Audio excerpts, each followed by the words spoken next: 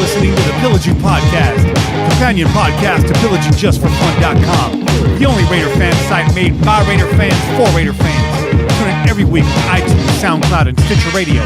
Call in and leave a message to be played on air at 408-909-PJFF. This episode brought to you by Creative Media Design Studio.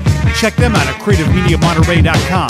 It's time to pillage another podcast. I'm your host, Kenny Stapler. What's happening, Jay? Oh, man. We're back. We're back so quickly. So we just wrapped our episode for March 8th, 2018. Yes, we did. And here we are. And it was fantastic. And everybody loved it. It was great. We hope. So right now what we're going to do is set the table for this best of episode. So if you're tuning in this week, we are not here. This was recorded in advance. Yes, it was. It's a bit of a time travel trick. It's like you're going back in time. Sort of. Like back in time. Back to the future. There's a baritone track for you. You were wondering what's a good one. That's not a good one, but it's one nonetheless. Yeah, definitely not one that I would have chosen. So we picked out three of our favorite segments from three of our favorite episodes. Yeah. And we're going to be taking you guys back in time. For those of you that are down memory lane. Those of you that are new to the show, these are episodes you may or may not have listened to already. And those of you that are longtime listeners, this is a bit of a reset for you. I encourage you to hang in there, listen again. You might pick up something that you forgot or you missed the first time. Little gold nuggets. Yeah, nuggets. Nuggets. Or it might just be something that that you want to hear all over again. Yeah. For the first time.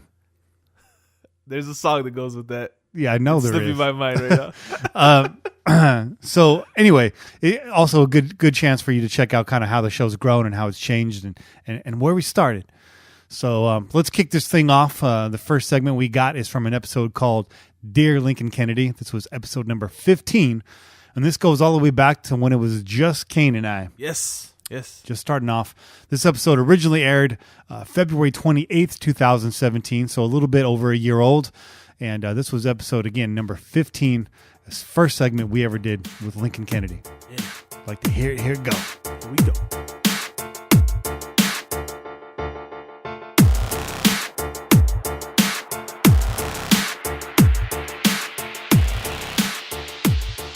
All right, joining us on the show today is Lincoln Kennedy, former Raider great that played on the dominant O-line during the team's last Super Bowl run and current sideline reporter for the Silver and Black. Welcome, Mr. Kennedy. Thanks for joining us. How are you doing today? Well, please call me Lincoln. I appreciate it, but call me Lincoln, man. That formality, Mr. Kennedy, that's more of my father's stuff. So call me Lincoln. It's all good. I feel you.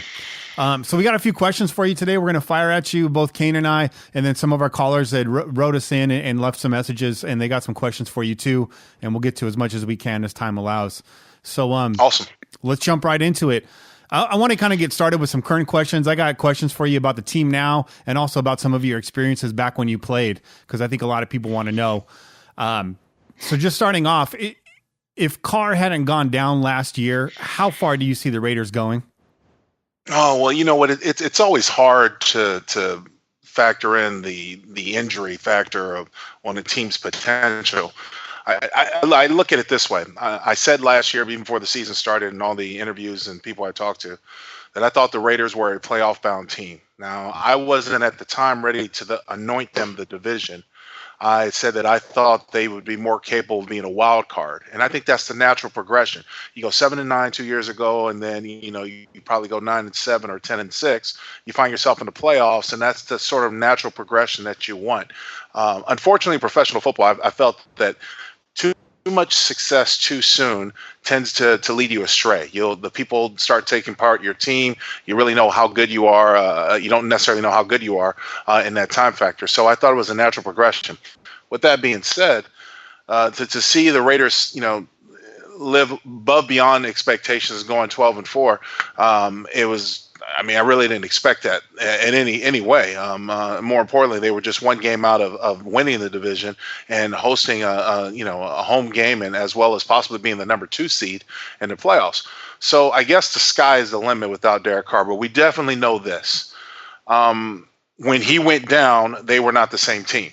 and they were lost without him. So it's more than obvious that you're going to have to keep Derek Carr in the fold and keep him healthy if you have any ambitions of having any type of future success. Fantastic. And so you had them as a playoff team last year and not ready to anoint them to division, which is completely fair. I think all of us that were sensible were right there with you. Going forward next year, is the sky the limit with them? Does the ceiling get higher? Do you keep it right where it was? Well, here's what I will say. Yes, the short answer to your question is yes. I think you're ready to take that next step. But I will tell you this. The AFC West is probably the most competitive division in football from top to bottom.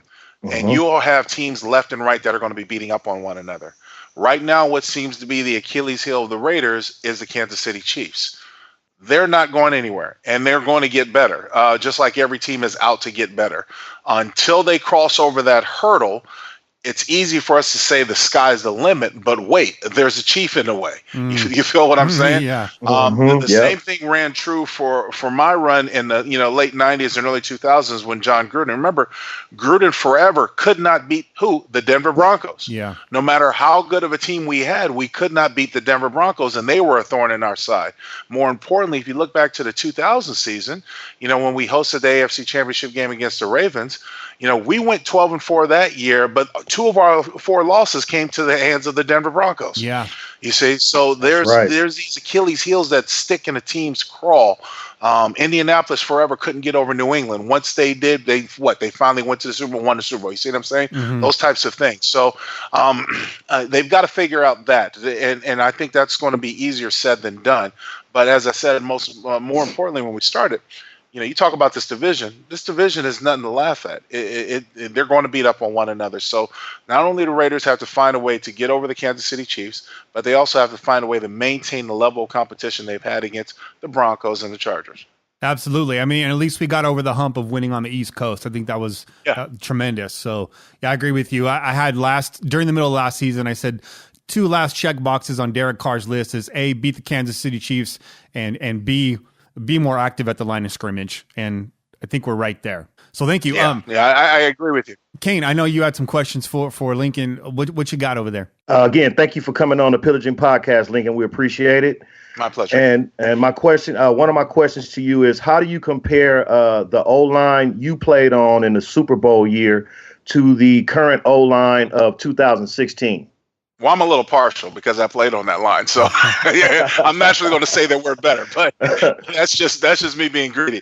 No, in all honesty, I think when you talk about all the fluff we see in today's game or in today's football period, you got to pay homage to what wins. You're going to have a defense, and you're going to have an offensive line if you think that you're going to be able to achieve anything. The Raiders invested heavily over the last couple of years in their offensive line, and they definitely have a force to be reckoned with. If they're able to stay healthy and sort of solidify the position of right tackle, again, just like keeping Derek Carr healthy, the sky is the limit. You saw from the Dallas Cowboys, their regular season record, what they were able to do with a good, healthy offensive line. That's sort of the same thing that the Raiders are going to be able to do. The number of guys that got voted into the Pro Bowl this year is something that's commendable and shows you just how good that unit's going to be. They've got to take advantage of the window, because I've always believed when you get a certain chemistry or rapport amongst players, especially in today's game, the maximum window that you're going to have, the maximum amount of opportunity you're going to have is 4 years. So the Raiders kind of have to make something move within the next, or get something going in the right direction like they did last year, and push it a little bit further. But to answer your question, I think the Raiders offensive line is a pretty good one. Yeah, they were a little premature this year. Derek Carr had a really good season, and that was kind of catapulted us to where we are today. And another question I have for you is, how do you compare this run game with Murray, Richard, and a little bit of DeAndre Washington sprinkled in to Charlie Garner, Tyrone Wheatley, and Zach Crockett? Well, here's the thing. It would be easy to look at the numbers and the guys and say, well, it's apples to apples, but it's actually apples to oranges. The way I see it is that one thing that we had when we had Tyrone Wheatley, and Wheatley was running the main running back. I think that year, those 2 years, we were either number one or in the top 5 in the rushing offense in the league. Mm-hmm. We rarely made a commitment to the run. And then, of course, when we went to Charlie Garner, well, the reason why Charlie was able to make it so much more effective, like DeAndre Washington and Jalen Richard, is that his ability to catch out of the backfield really opened up the offense under Rich Gannon. So we went, but we still had a power running game. One thing I think the Raiders have lacked is a short yardage power running game. Everybody and their mama knew that Zach Crockett was going to get the ball when it's 3rd and short or 4th and go or whatever. He knew he was going to get the ball. It's going to be 14 or 15 blasts. That's what we ran. That was our main play, run play. And we didn't mind walking up to the line and saying, look, it's coming. You know it's coming. Now you got to try to stop it. So that's the attitude that you have. When it comes to this running game right here, it's still, to me, a serious lack of identity. People were speculating that the Raiders are going to allow Latavius Murray to go on the free agent market on March 9th, which is probably going to happen. I could see it happening mainly because I don't think this team has determined its true run identity. Jalen Richard, DeAndre Washington are backs that you can work out of the shotgun situation, scat backs, that type of thing. Latavius Murray is more of an I back, a downhill back, and you have to have the type of offense that commits to him, more like you see out of the Minnesota Vikings, Adrian Peterson or somebody like that. I don't think the Raiders have that. I don't know if the Raiders want to go that way. It was speculated before Musgrave's departure last year that after last year that's what they wanted. They wanted to go with a power running game. But in order to do that, you either have to have, well, one thing we didn't have, especially when Lee Smith went down, didn't have a true blocking tight end, or more importantly, a fullback to help solidify the edges or help establish that power running game. So either they're going to have to commit to getting a fullback if they want to keep Latavius Murray, but I think from the words I'm hearing, they're probably going to let him test the market and see where he goes, because if this is more of a one-back gun run type of stuff, even though you've seen a little balance out of last year, then they're probably better suited with running back by committee with guys like DeAndre Washington and Jalen Richard, and maybe adding somebody else in there. That's great. And do you see him maybe at? Go ahead. Oh, I just wanted to say thanks for answering that. We had a caller, Dan78, who comes from Pillaging Just for Fun. That's our companion podcast. And he actually had that question about Latavius Murray. So you got out in front of that and answered that. I just wanted to give a shout out to Dan for his good question. And thanks again. Go ahead, Cain. Do you think that if Latavius Murray walks, that we'll draft a running back in the late first round, early second round? We had Jason Cole on our show last week, and he's alluded to the fact that we may take a look at McCaffrey. What do you think about that?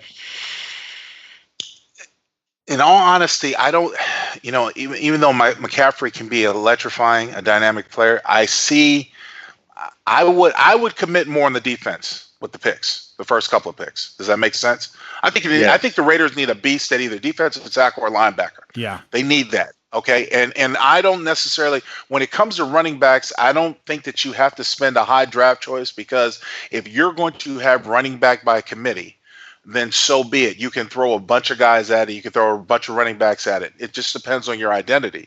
And the reason why I say that is because I know even though the Raiders had a decent running attack last year, statistically, I couldn't tell you what their true identity was. More importantly, when it came time to crunch time, most notably after Derek Carr went down, they went to Denver, they couldn't run the ball. Went to Houston, they couldn't run the ball. So even though Latavius Murray has shown a little bit of spots, and even in the Houston game, the playoff game, a little bit, but it wasn't all consistent enough in order to win that game, they didn't have a true identity to fall back on when Derek Carr went down. So to answer your question, I wouldn't use a draft choice in the first 3 rounds on a running back. I think you can get definitely a productive one in the 4th round. But again, it depends on your identity. Okay, and I have one last question, and I'm gonna throw it back to Kenny. My question is how Rich Gannon, he was the last best quarterback we had, and up to date, Derek Carr is an up and coming quarterback. Do you think Derek Carr will surpass Gannon's numbers in Gannon's MVP year, or do you think Derek Carr has already reached his ceiling with this 2016 season? Oh, no.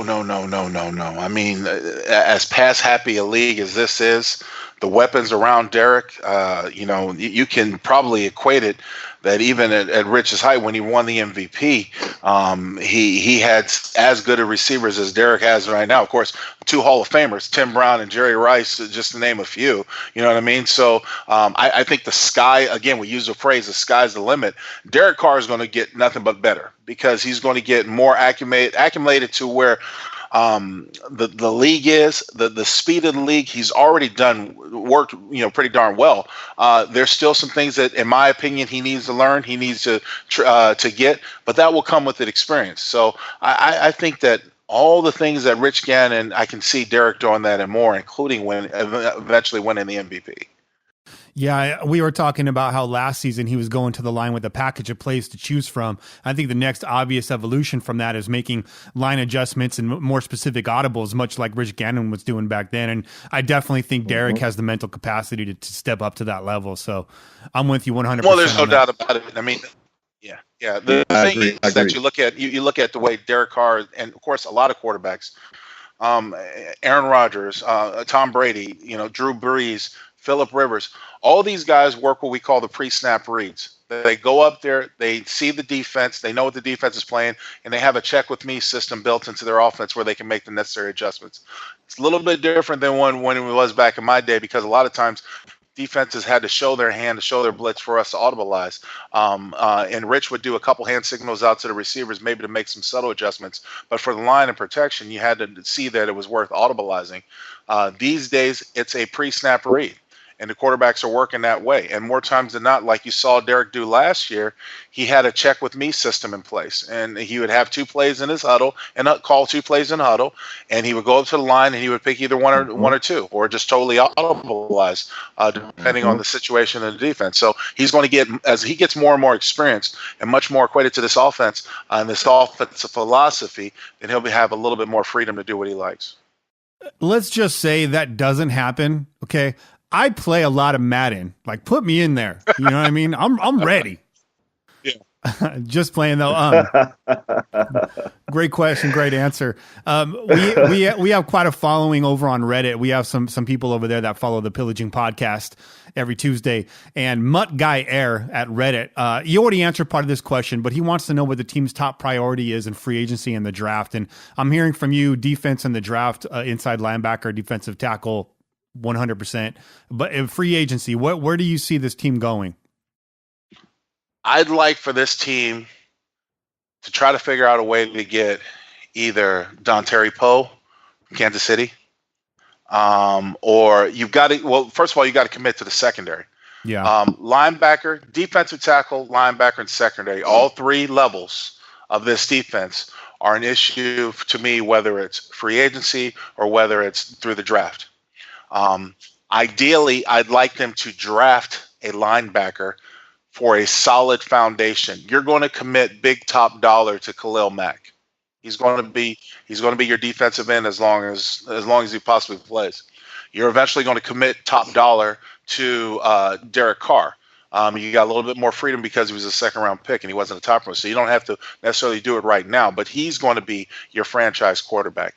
I think you have to have another stable, another solid player in that defense. And I know that the Raiders, because I don't see a lot of it with the college game, you don't really have a knockdown, slobber knocker type of linebacker that I think the Raiders can get, especially in the position they're picking in.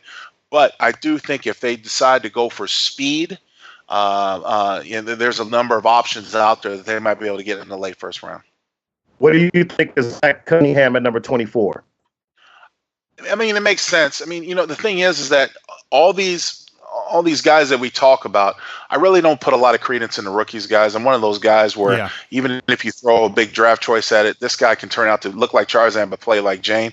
So I don't put a lot of emphasis. I got to see these guys in the pro game. It's a different level, and there have been times I do know this, because we can sit here and talk about names all the, what Reggie McKenzie has done and his staff has done. Pretty notable. I mean, look at what they've been able to put together. And the fact is, they've been fined more money than they've spent out there on free agents because they're not throwing money around. So I really like the solid job that this scouting department has done. I don't put it past anyone to be that person that they take and can probably make an impact because they've got a pretty good track record over the last couple of years. Mm-hmm. Yeah, I'd love to see them bring in Tony Jefferson. It sounds like he wants to be there, and Raider Nation, they're going at him pretty hard on Twitter. But that's Certainly. all. Yeah, that's all speculation right now. Now I know you just said names are names. I'm with you 100%. I kind of get overwhelmed when looking at these draft prospects because you just never know. But that being said, just a couple more names to throw at you. One of our diehards over on the site, pillagingJustForFun.com, in one word Raider. He's got a couple questions for you about some players coming out of your alma mater, the UW. Let me get out of the way. I'll let him ask you. What's up, guys? It's in one word Raider with some more questions for Lincoln. Don't mean to hog your airtime, but Lincoln, as a UW alum, assuming you follow them, what do you think about John Ross and Buda Parker? Studs in the NFL, are they good fits for us? Thanks, guys. Bye. John Ross, talking about John Ross, first of all, I think he's a player and I know it's high praise, but it's the one that comes to Anthony Brown, Pittsburgh Steelers. He has that potential. Now, what I see him that he needs to toughen up a bit. He was physically taken out the game in the Alabama game. I saw that out. He got hit a couple times early and then won anything left in that game.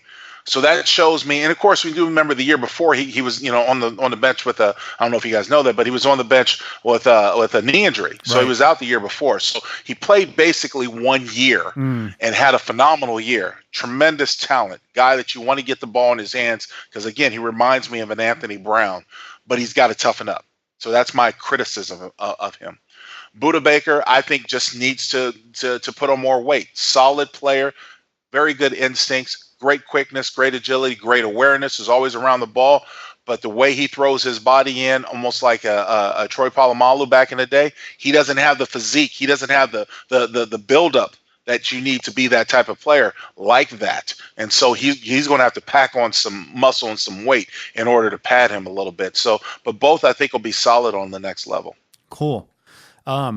One more question about needs for this team. I see right tackle as a giant need on this team. And Podunk Raider, another one of our diehards, he's got a question for you regarding the state of the right tackle position on this team. Again, I'll get out of the way and let him ask you himself. Hey, Cain and Ken. This is Podunk Raider. I was just calling in. I had a question for Lincoln Kennedy. First off, LK, thank you for your 8 years of service in the silver and black as a player.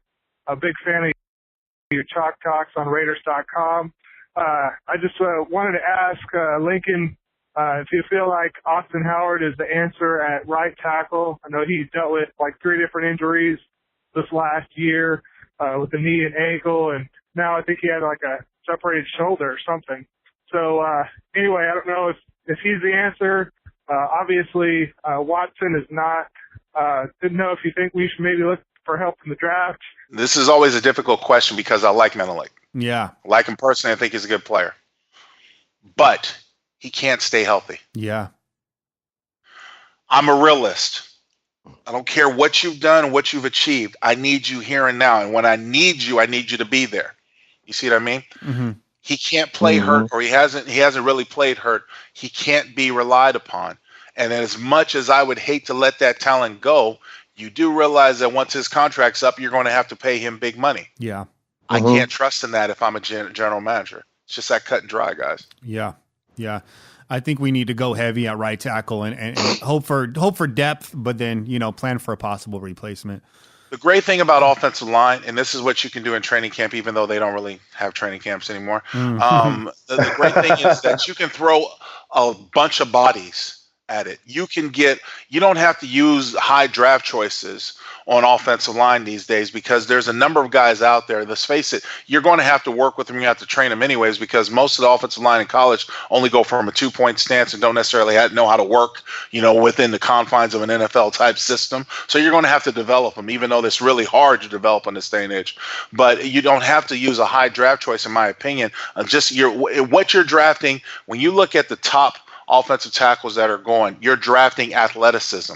you're drafting the athletic ability that they could become something. Eric Fisher, number 1 pick a couple years ago for the Kansas City Chiefs. Look how long it took him to develop before they moved him over to left tackle, and they had to give him. By the time they moved him over to left tackle, he was going into his 4th year. They had to pay him with a big contract. You see what I'm saying? To be that left tackle, and he still has things that he has to work on. But that's what you're drafting off of offensive linemen these days. And so with that mentality, you could throw a lot of bodies in there. You just have to find some way to get some production. Now, the most difficult aspect of it for our division, AFC West, is that you've got some beasts at pass rushers.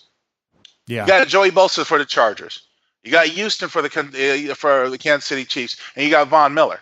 So you can't just throw anybody at it. You got to have somebody who's got athletic talent who can play that position, especially in this division. So it's a little bit trickier than just the overall concept. But the idea and what I'm trying to get at is that you don't have to use a high draft choice if the guy's not there. You're not going to use a high draft choice for a right tackle anyways. Right. That doesn't happen. You use it for a left tackle or you use it for a guard or something like that, but not a right tackle. Is the future right tackle on the roster right now? No. They got to get a right tackle. There's no doubt about it. No. So, just a few more questions if you got time. Hmm? Okay. So Army Tank over on Reddit, he wants to know what your favorite moment was as an Oakland Raider. Oh, there's too many to count. I mean, once for Christmas, I got twins. No, I can't use that one. You know what? It was just, for me, Al Davis, may he rest in peace, welcomed me with open arms when I first went to the Raiders. And I knew the first day I suited up, that's where I belonged. So, I mean, there's not one defined true moment. I mean, there was just so many. Had so many good years. A lot of it's a blur. I mean, just met so many great guys, but, sharing a line with guys like Steven Wisniewski and then, of course, our line and stuff like that, that we had during our Super Bowl year. I just had a bunch of great guys there around me. Tim Brown, Jerry Rice, our offense, Pro Bowl success, we kicked a lot of ass. So it's hard to just determine one moment, if that makes sense. No, that's fair enough. I mean, you guys had a hell of a run. We loved it. I love watching you guys play back then. Yeah, good time. So he had 2 more questions. I'll just fire both about him right now. What's something about O-line play that nobody ever talks about or knows about unless you've played the game that you can share with us? And then lastly, he wants to know, on your breakfast sandwich, is it bacon or is it sausage? Well, I'll answer the second question easy. That's the easiest one. It's definitely bacon. I'm a bacon man. I tell you what, what people have to realize when it comes to offensive line play, people tend to think that you have to either pancake a guy or move him out of place, displace him out of place in order to have a good block. Offensive line play is just the short statement is hindrance. All I have to do is hinder your progression to where you're trying to get. That's all. Whether it's a ball carrier, or a quarterback, if I intersect your progression, I just hindered you. Now I've got to stand my ground because most plays are only going to last for 3 seconds at most, for the most part. So what we were taught, especially at an early age, is it's only 6 degrees of disposition. Displacement. 6 inches, I should say. 6 inches of displacement. That's all you need to do. If I knock you off your track just 6 inches, ever so slightly, I made a good block. Whether you're coming at me, whether I'm going at you, whether it's a run play, if everybody does their part, then it's a good block, because a running back going through a hole doesn't need a whole lot. Yeah. You watch people run and you watch how they get through the holes. You'll sit there and say, well, how can you get through that? It's all it takes is 6 inches of displacement. And that's the key to blocking somebody, just hindering them and getting them off their track. Then I've done my job. Even as a pass rusher, I mean, if he gets by one of you guys, but you've pushed him 6 inches, in 10 feet, those 6 inches becomes 4 feet. Absolutely. Right. Exactly. Absolutely. That's the math. And that's why you don't have to devastate everybody. All I need to do is hinder your objective. Your objective is either rush the quarterback or get to the ball carrier. If I'm in your way and I just displace you 6 inches, length of my hand, I'm good. Job's done. I got some math nerds out there that are whipping out their protractors telling me I'm wrong. Chill out. You guys get the point. Okay. Just before we get out of here, Lincoln, and I want to thank you again for your time, for joining Cain and I on the Pillaging podcast. We really appreciate it. My pleasure. I want to take you down memory lane. If this triggers you, just pass. Okay. But you're not going. All right. All right. You're not going there. You're going there, aren't you? I'm going there. Should I not go there? You don't have to go there. Why would you want to go there? We were having such a good time. Why would you go there? Okay. I know you're going to something revolving around the tuck rule. What is it? Actually, I'm not. You're not. Okay, I'm surprised. Just past that, Super Bowl 37. You know, there's all the, Raiders, conspiracy theorists, 100%. Right? Well, let me look for all your listeners out there, and I've said this time and time again. What happened had nothing, and I repeat, nothing to do with Barrett. What happened in that game is that we were outcoached because Gruden gave our playbook to his defense. Yeah.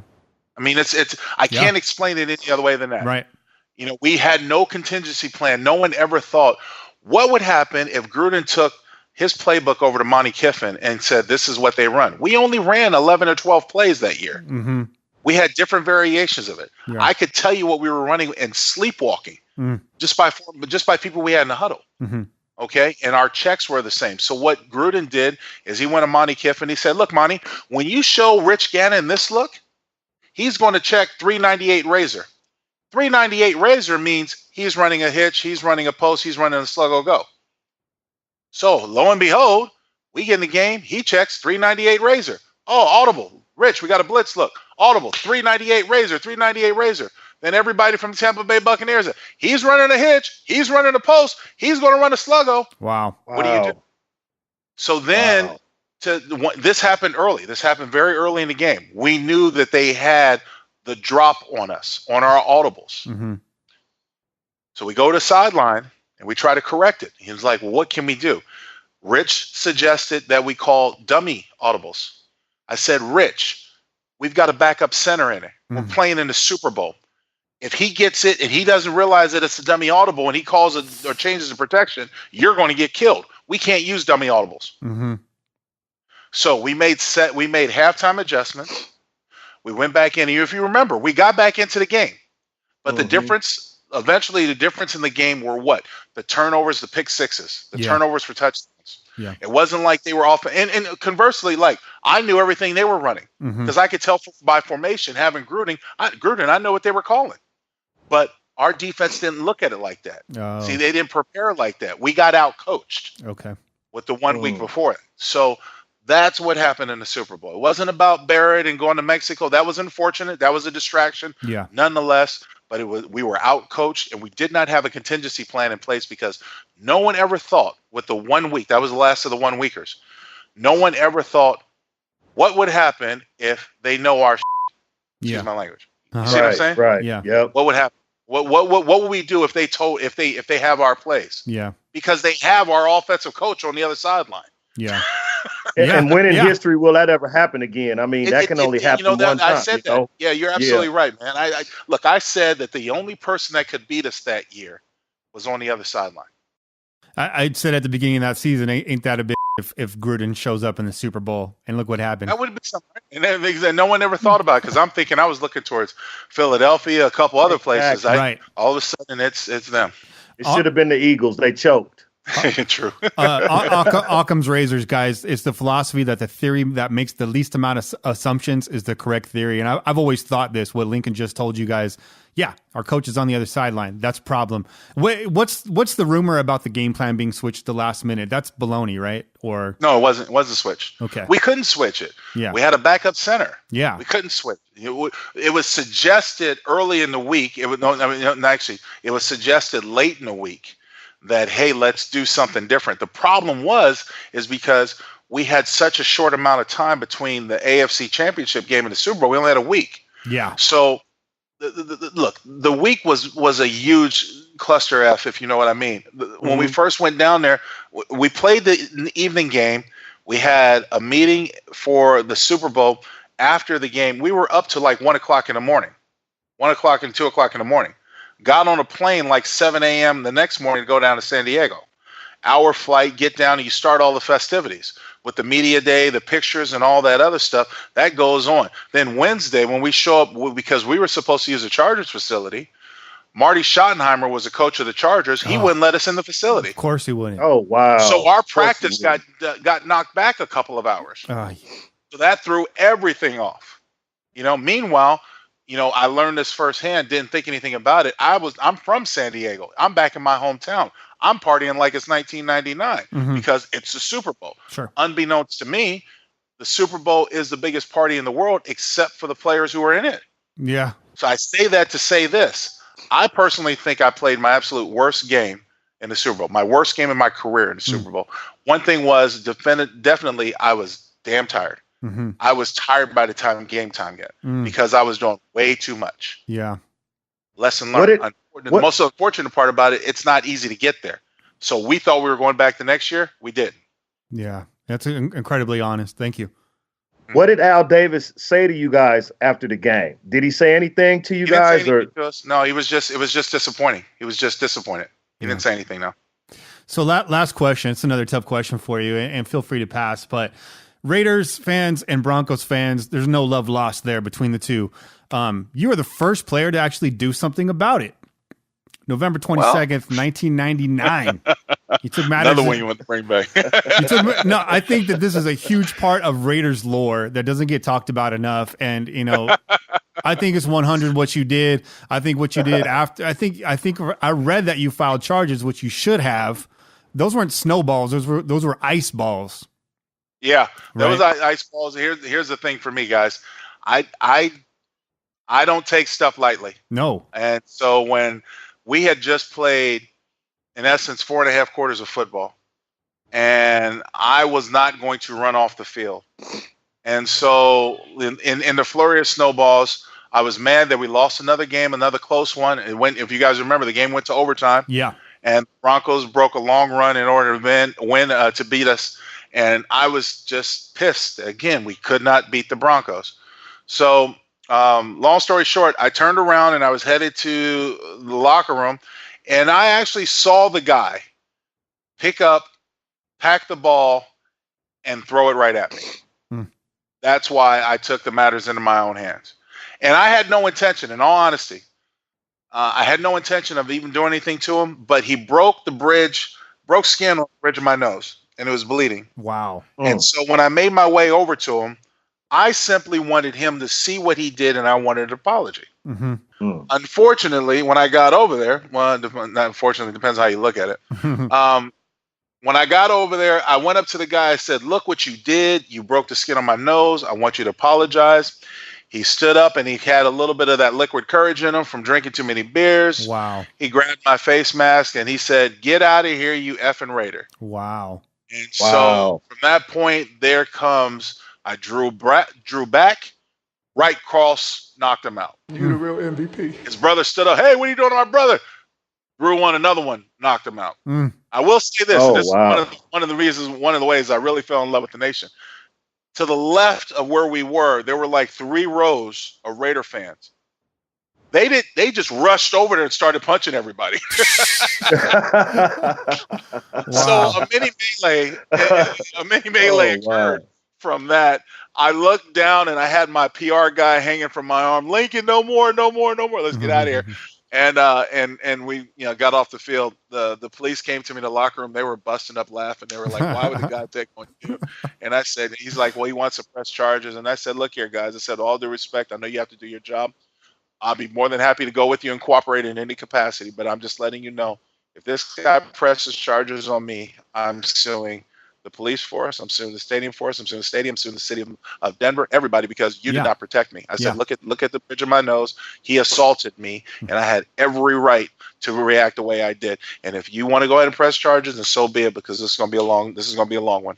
Yeah, and that wasn't, like you said, it wasn't an isolated event that had been going on for at least a half of football. So they could have put some kind of stop to that. I think it was actually an important moment in professional sports, because heckling is one thing, and you see it a lot in the NBA where players are right down there the fans are right down by the players, but the fans need to know that there's a line that you can and cannot cross. Remember, this is a sport This is, in a sense, fantasy that you're watching, right? You're making up all these storylines entertainment. around it. It's entertainment. It's entertainment. Okay, Exactly. and it just like, but at the same point, it's like I told and telling this story.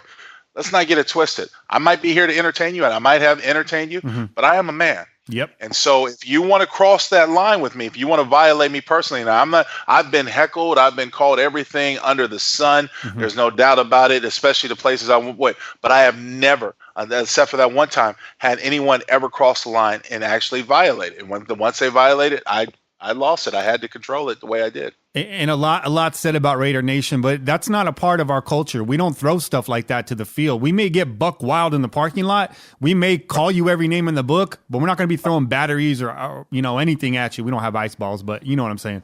You know what you mean. Yeah.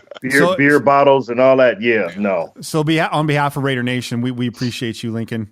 We really do. You the real MVP. Thank you, guys. Thanks for having me. Yeah. It's been an absolute pleasure. Our listeners are going to love this. I love this. Joy was mine. Thanks for sharing, and I had appreciate it. Thank you, guys. All right. Thanks again, Lincoln. Take care. Take care. I'll see you soon. All right. Bye now. All right.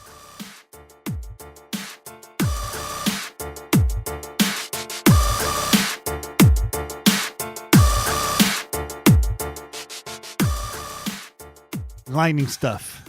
Yes. It's good. It's always good when we talk to Lincoln, man. Yeah. You know, I was a part of the first one. No, You didn't hear my voice on that, did not. but I was part of the second one. If you haven't heard that one, go back and listen to that one. Yeah. I was gonna add the first episode ever, first episode ever, but we're gonna save that for the future. Okay. It just these segments are actually a lot longer than I thought, so I wanted to keep this at a normal running time of 2 hours. Our normal running time. Yeah, Is it funny how the normal running time, it used to be like 50 minutes yeah. and now it's 2 hours? And when I first posted this show to pillagingjustforfun.com, pj4f.com, the built-in fan base there, our little loyal community of pillagers, Very loyal. very loyal. Community. They were like, show's too damn long. 45 minutes. You're out your damn mind. Yeah. Cut that shit. Well, this is where we're at now, and listenership is all-time high, and we appreciate the support. Trust me, we're shocked every week. I'm like, damn, see how many people listen to the show? I was Right. like, damn. I don't even listen to myself for that long. But I digress. So next segment here coming up, we had a gentleman named Jon Kingdon on, member of the Raiders personnel department for over 2 decades. Yes. A bit of a right-hand man to the late Al Davis. Rest in peace. This episode aired November 17th, 2017. It was titled Behind the Raider Shield, and this was episode number 37. Wow. So Jon came on. He gave us a lot of behind the scenes. Yes, he did. Him, Steve Corcoran, and another fellow whose name is actually slipping my mind right now. Just killing me because that's not cool. They wrote a book called Behind the Raider Shield. If you have not picked it up, make sure you pick it up now. Go to Amazon.com right now and buy that book. And make sure you check it out because it's a great read. All things Al Davis, a lot of stories in there about the Oakland Raiders themselves, the players that were a part of the team. It's a bit of an expose. I mean, it's the good, the bad, and the ugly. I read that thing in about 2 days. How about you? You still working on it? I'm still working on it, man. Still working on it. I'm not as fast of a reader as you, and I also have a baby that cuts. That's time true. in. That's true. Maybe Cuts that time a lot. Maybe the audiobook is more your speed. Maybe is there a podcast? Is there? Maybe No. we should just do an episode where we just get the audio and play it over our podcast. Pretty sure that's illegal. Then I would definitely listen to it, man. Pretty sure that's illegal. I would get through it.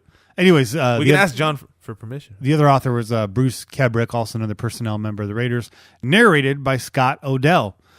So definitely pick up this book, but if you're not sold yet, listen to this segment. I'm sure you'll be sold afterwards. And Jon actually shared a couple stories that didn't make the book and gave his thoughts on the current state of the Oakland Raiders, or at least the state of the Raiders at that time. Yeah. Which was not pretty. And this of course was before Gruden. This was before Jon Gruden. So it was cool to hear, what the sentiment of the team was right. when Gruden left, you know. And now that he's back, Yeah. It'd be great to have him back on and find out what he's feeling about this, man. And that's true. That's a good point. Jon does talk about his time with the team when Gruden was there. So definitely worth listening, definitely interesting. And we're going to get Jon back on the show and give his thoughts on Jon. And I'll probably line that up around the start of the season. So look forward to that. In the meantime, check this out.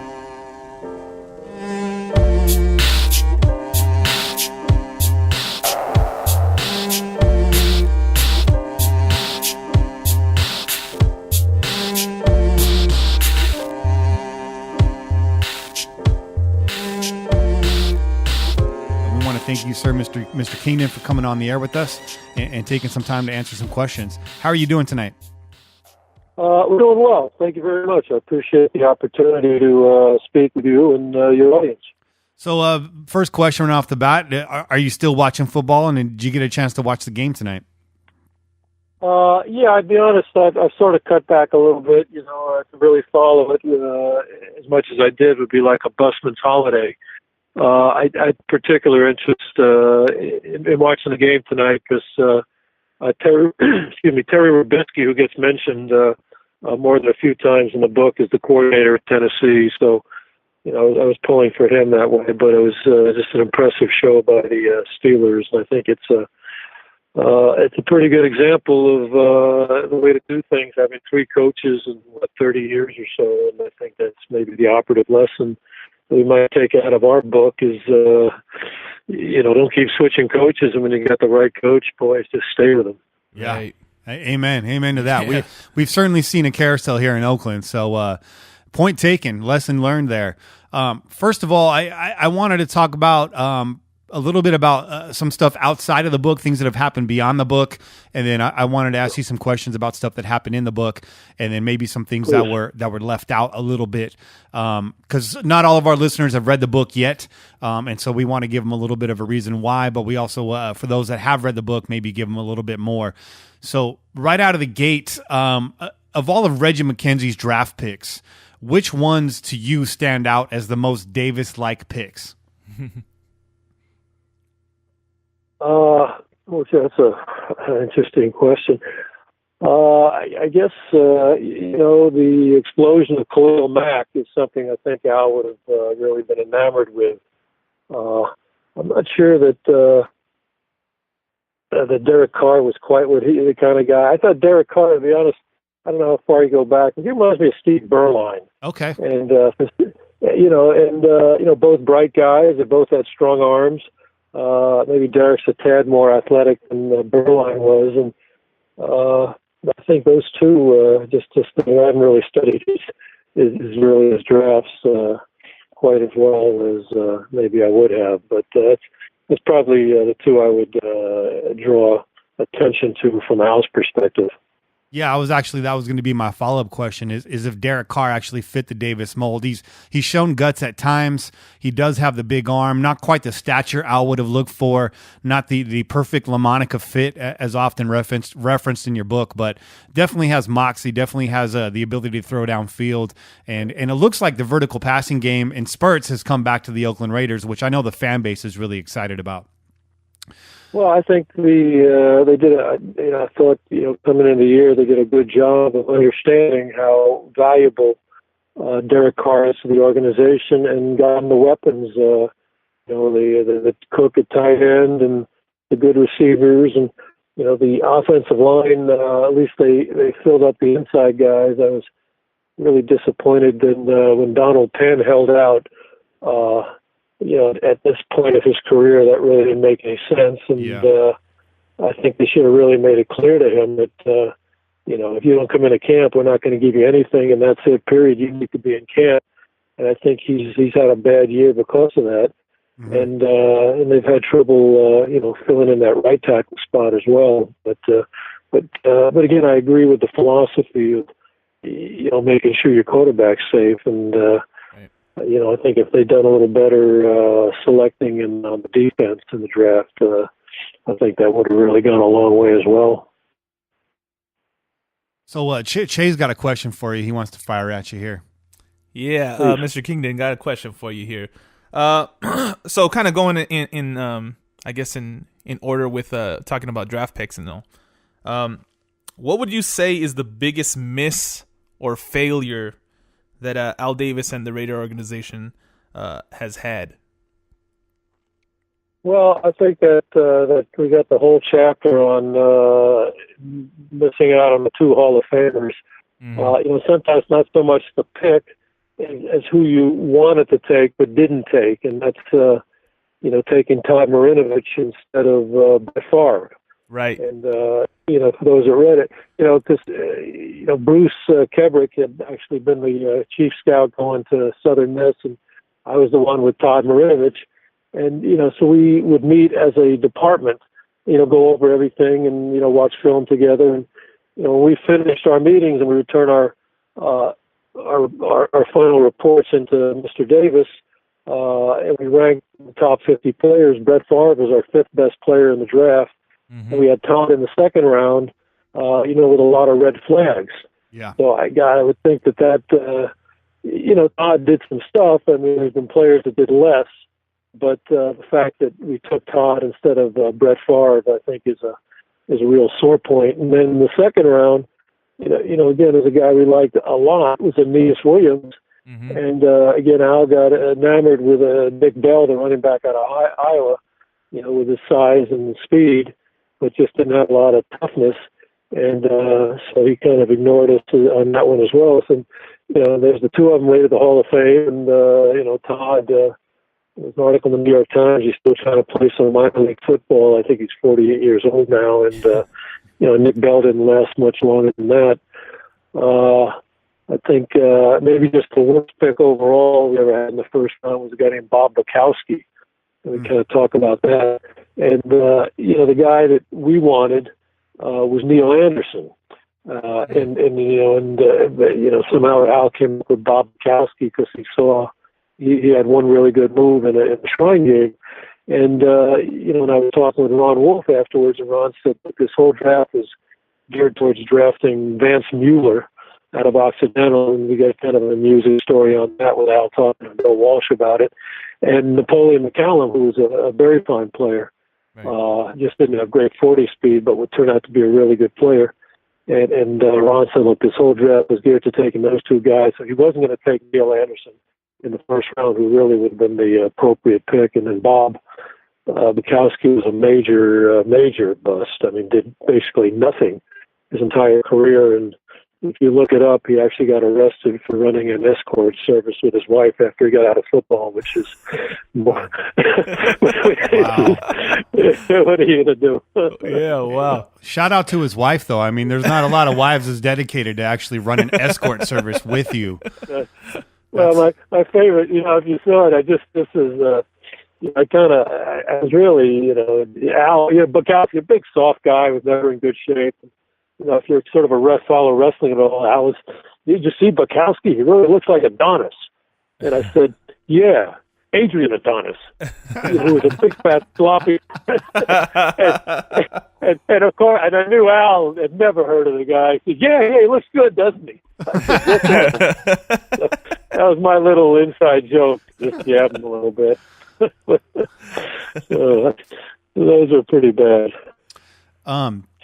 Just curious and kind of jumping back to the present here. This has been going around in my head a lot. I'm a Bay Area native, as is Che.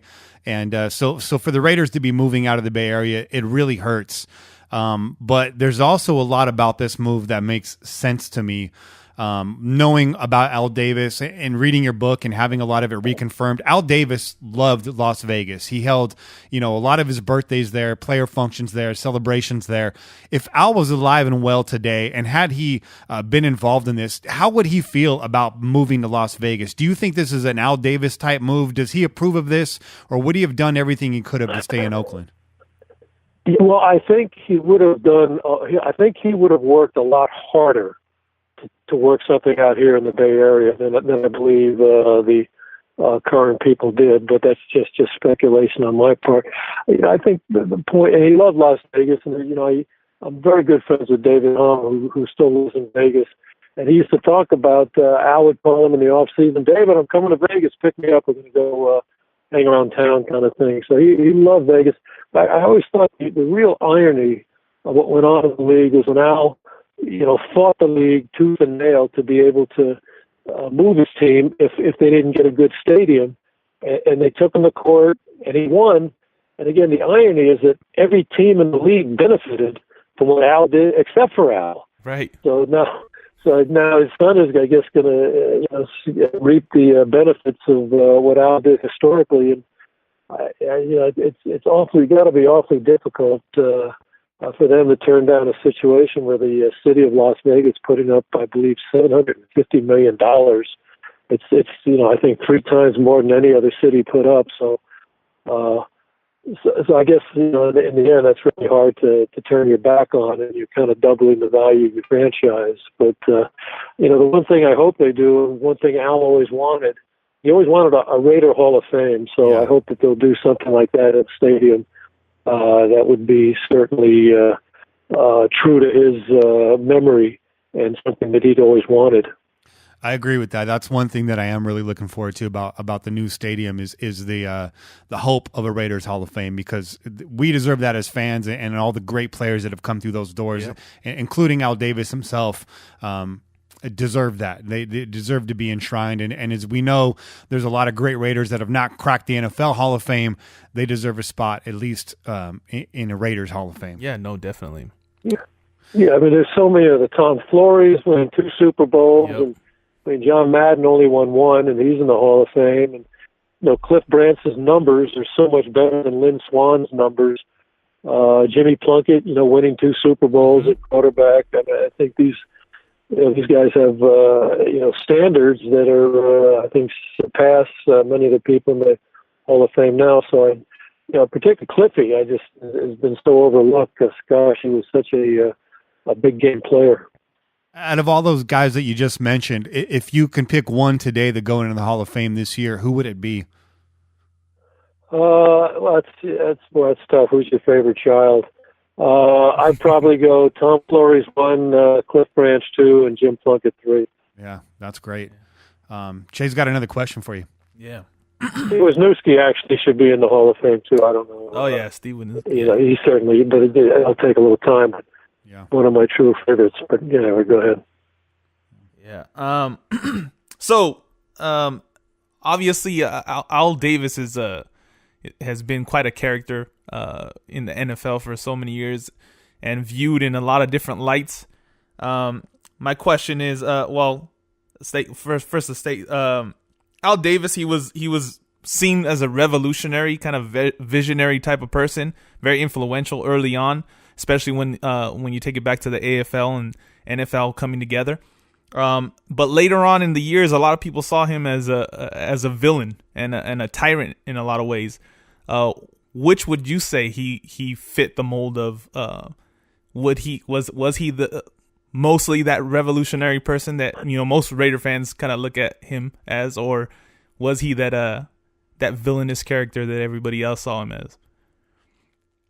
I think villainous is a little excessively pejorative. I think he truly loved the NFL, and I really think that he did as much as he could to make the league better make the league better. Now, he certainly would put his organization ahead. I think he brought so much to the table in so many ways, starting out in the AFL. And I think the thing he takes great pride in is I think he was very much a visionary on a racial level. Right. He and the AFL were way ahead of the NFL in scouting and signing players from the black colleges. I think he took great pride in that. When he was the commissioner and they were having the AFL All-Star game in New Orleans, and it came to his attention that the black players could not get cabs. They weren't being served in restaurants. He picked the game up and just moved it to Houston. He wasn't going to put up with that. I think, if you want to really check in his background, he was a great fan of the Brooklyn Dodgers. He grew up in Brooklyn, and maybe that was also a connection he and I had because I was born in Brooklyn, grew up on Long Island. But we had that connection, which I think he liked. But again, getting back to the Brooklyn Dodgers, they were really a team with speed. And I think that kind of, inserted itself in his psyche about loving speed. And then obviously Branch Rickey I think I never heard him particularly say I want to be the next Branch Rickey, but his actions certainly spoke that way. With not just the first African American coach, but the first minority coach in Tom Flores. Right. And then obviously Art there, and so I think he was way ahead of the game in that regard. I think he liked taking on challenges, and if there was one thing maybe that always bothered me, though I never confronted him on it, was when he testified for the USFL against the league. That one maybe might have been his worst decision. But other than that, I think he really had the interests of the league, the best interests of the league at heart. And then his hiring of Amy Trask as well was definitely groundbreaking too. And she turned out to be a pretty remarkable person. No matter what you think about her, she's definitely a figure that stands out from this organization. Yeah. Well, she's fine. Just a story that's it's just kind of a funny story. She once wanted me to be in charge of the Chinese website. Somehow she got the impression I was fluent in Chinese. And it's a funny story. We were at training camp, and they had these two Chinese women basketball players were visiting. I asked, they told me they're from China. So I went over, and my sister-in-law is Chinese, and she's taught me about 10 things to say. So I kind of walked over and go, "Wo Hong Gao Xian Kandowni," and they kind of double take, and it's nice to meet you. And I went through my whole repertoire. And they're laughing. I have no idea what they're saying. They go on. And then I left, and evidently Amy saw this and went over, and these women were so polite that they told her that I was, she said, "What were you talking about?" "Oh, he was fluent in Chinese." So the next day she tells the PR people, says, "Well, you got to get Jon Kingdon. We're gonna have to." Who knew he spoke Chinese? I've known him for all these years, and he's fluent in Chinese. So the guy came up to me and, said, "Well, we got to get together." I said, "What are you talking about?" He said, "Well, Amy, told us that you're going to be doing a Chinese website." And I realized what happened. I said, "Look," and I closed my thing with them by saying, "Xie xi ni wa ai ni jai zhen," which is thank you, I love you, and goodbye. So I said, if you want me to write phonetically in Chinese, thank you, I love you, and goodbye. And if that's going to be sufficient for the website, then I'm more than happy to run it. But the irony is, she never, I thought it was pretty funny, but she never actually brought it up again. So that was my relationship with Amy. Well, I'm very relieved that you did not request to do this interview in Chinese, Jon. Booyah. I don't want it. Take it away. What he said, folks. What you kind of spoke a little bit to maybe one of Al's. I hate to always come down hard on Al because he's an idol to me in a lot of ways. His greatest failure, or one of them, being testifying on the behalf of the USFL against the NFL.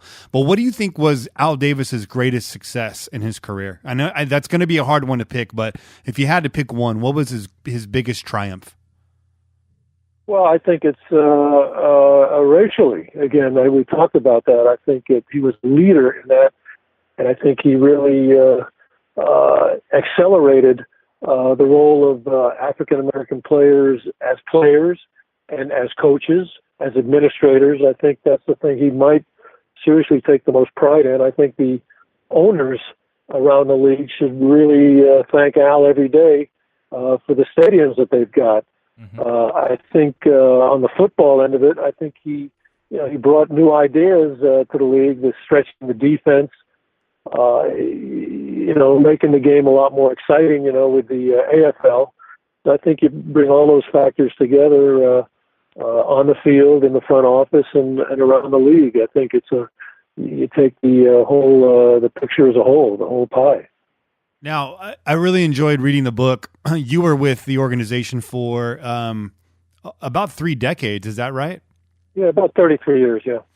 So what I really enjoyed in this book, now Al Davis obviously is the center point of this book, but following your story in the book too, as a lit major, we learned a lot about it's the words that are not on the page as much as the words that are actually on the page. And what I noticed is from your very first story, the hairbrush story, which I've told to just about everybody I've come across in the last few days. your demeanor there and your experience there to where you were at the end of that story arc and the way that you were able to communicate with Al confidently. Can you talk a little bit about how you changed and your relationship changed with Al Davis? Now, I know that can be a long answer, but in as best as you can, maybe describe the way your relationship changed with Al from day one all the way up until the end. What transpired there? What was the progression?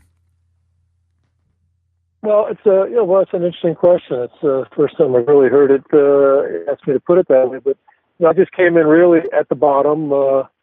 Someone who was picking up players and dropping schedules off and such. And I was sort of, Al, I need you to take me to the airport kind of thing.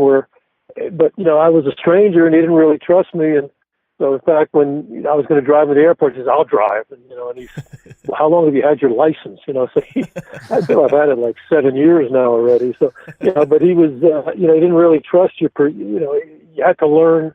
You had to earn his trust. And just in the beginning, he gave me some project to do about pro players that are coaching in college, and he thought I'd do. This is really early in what I was doing. I thought it'd be a kind of a short list. I went through every media guide of college team. I gave him a 4-page list. And, wow. I think once he came to appreciate that if he asked you to do something, it's going to be done right.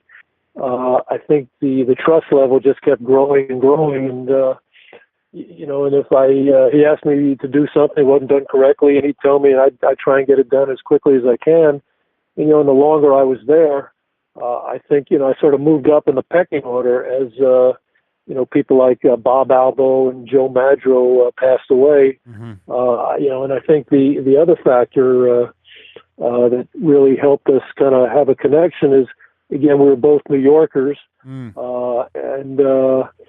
we both actually started out at Ohio Athletic Conference schools. He actually began at Wittenberg, and I graduated from Oberlin College, and then he went to a big school at Syracuse, and I went to UMass. And the fact that we were both Jewish, I think, was another connection. So it reached a point where he could really, open up and expose himself maybe to me, whereas he would really wouldn't do it with most other people.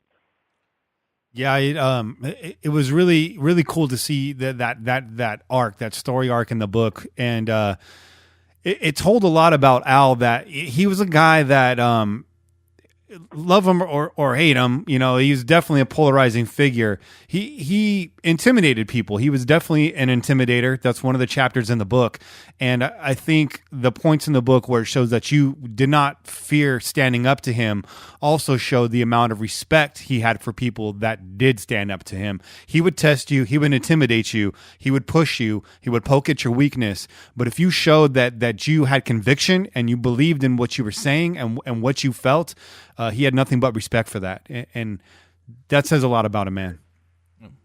The toughest job, and I didn't really write about this in the book, but the toughest job in that organization was to do contracts. And I only did just a couple in all the years, because number one, I didn't want to do it, and number two, they had people to do it. But it was a miserable job, and basically he wanted you to put 6 pounds of bologna into a 5-pound bag, and, it just doesn't work. So I wasn't really, again, I was glad not to do it, but, George Karras, who did a lot of contracts, who recently passed away, and there's a guy named Tom Delaney, who's doing the contracts now, but, a couple of times, those guys came to my office, they were in tears. I mean, I was just pounding the hell out of them, and that was tough, and I told them, I said, look, I can count on one hand the number of times I snapped back at him. Because I was right and he was wrong, but do it respectfully, but don't let him push you around. He'll respect you for that. Mm-hmm. And, just there was the story in there about, he liked to put you off balance. I was in his office, we were talking about stuff, and he asked me about a former personnel guy, and he's looking at something that was obviously the guy's resume. And, and I talked about it. He said, there's a lot of people out there that like your job, to try and put you out. And unfortunately, the line came right into my head, and I said, there's a lot more out there that like your job. Mm-hmm. And he looked at me for a second, and, this guy, And he just started laughing. Yeah, you're right. Okay, I'll see you later. So, again, you could say anything to him, basically, within reason, one-on-one. Now, in a group, you really, you just had to kind of hold your tongue, give your opinion. But one-on-one, you could be a lot stronger and let him know exactly how you feel in whatever terms you feel like. But he made it clear, don't do it in front of a group. I can't let you do that. I think that, it happened with Bruce Kebrick, and then Bruce, you're absolutely right. I'll never do that again in that situation. But, but he said, but whenever you want to bring it up to me, please do so. Well, I got another question for you, Mr. Kingdon. Seeing as how you've been away from the team for a few years now, some time now, what is your view of our current team, the current makeup of our team? Specifically when you think back to the championship teams that we've had in the past, does this roster show the signs of a Super Bowl contender to you? Well, I was kind of optimistic about the team this year, particularly on the offense. I don't follow the personnel quite as much as I do. I've really been kind of disappointed in the defensive selections they made, and it's unfortunate that Conley ends up on IR. Even though they took him, he had the off-field incident, but I've been particularly disappointed in the linebackers that they've selected. Considering that Del Rio was a linebacker, and Reggie played linebacker, and Kenny Norton was a linebacker. So so I'm just, again, the defense is, I guess it's coming along, but I'm a little disappointed there. I'm very positive about the offense, again, and what they've done. I think if they can just get a couple of tackles, I think they'll be a lot better. And, Marshawn Lynch is okay, but I think they really need a really top back would really help to put them over the top. And I really think that maybe the most valuable person on this, that gets credit for how well this team's doing is Ray Farmer. And why would you ask Ray Farmer? Because Ray Farmer was the general manager a few years ago in Cleveland, who took Johnny Manziel in the first round over Derek Carr. So I think they should send Ray a dozen roses every month and thanking him for making a Marinovich or Favre type of draft selection. Yeah, if John Gruden had still been in Oakland, we might have landed Johnny Manziel in that draft. We might have been trading up. The way he talked about him was just really cringeworthy to me personally. And John, what he was doing the show, he's not going to rip anybody there. John was a great coach. He was not a great personnel guy. I mean, he worked very hard at it. There are coaches that were really good personnel guys. Earl Leggett, you recall, was a defensive line coach, was a great personnel guy. He's the one that made Howie Long the player. He presented Howie to the Hall of Fame. But we really counted on him in his ability to evaluate personnel, whereas others were just terrible. And in fact, as you read the Marinovich story, was Al was like a lawyer.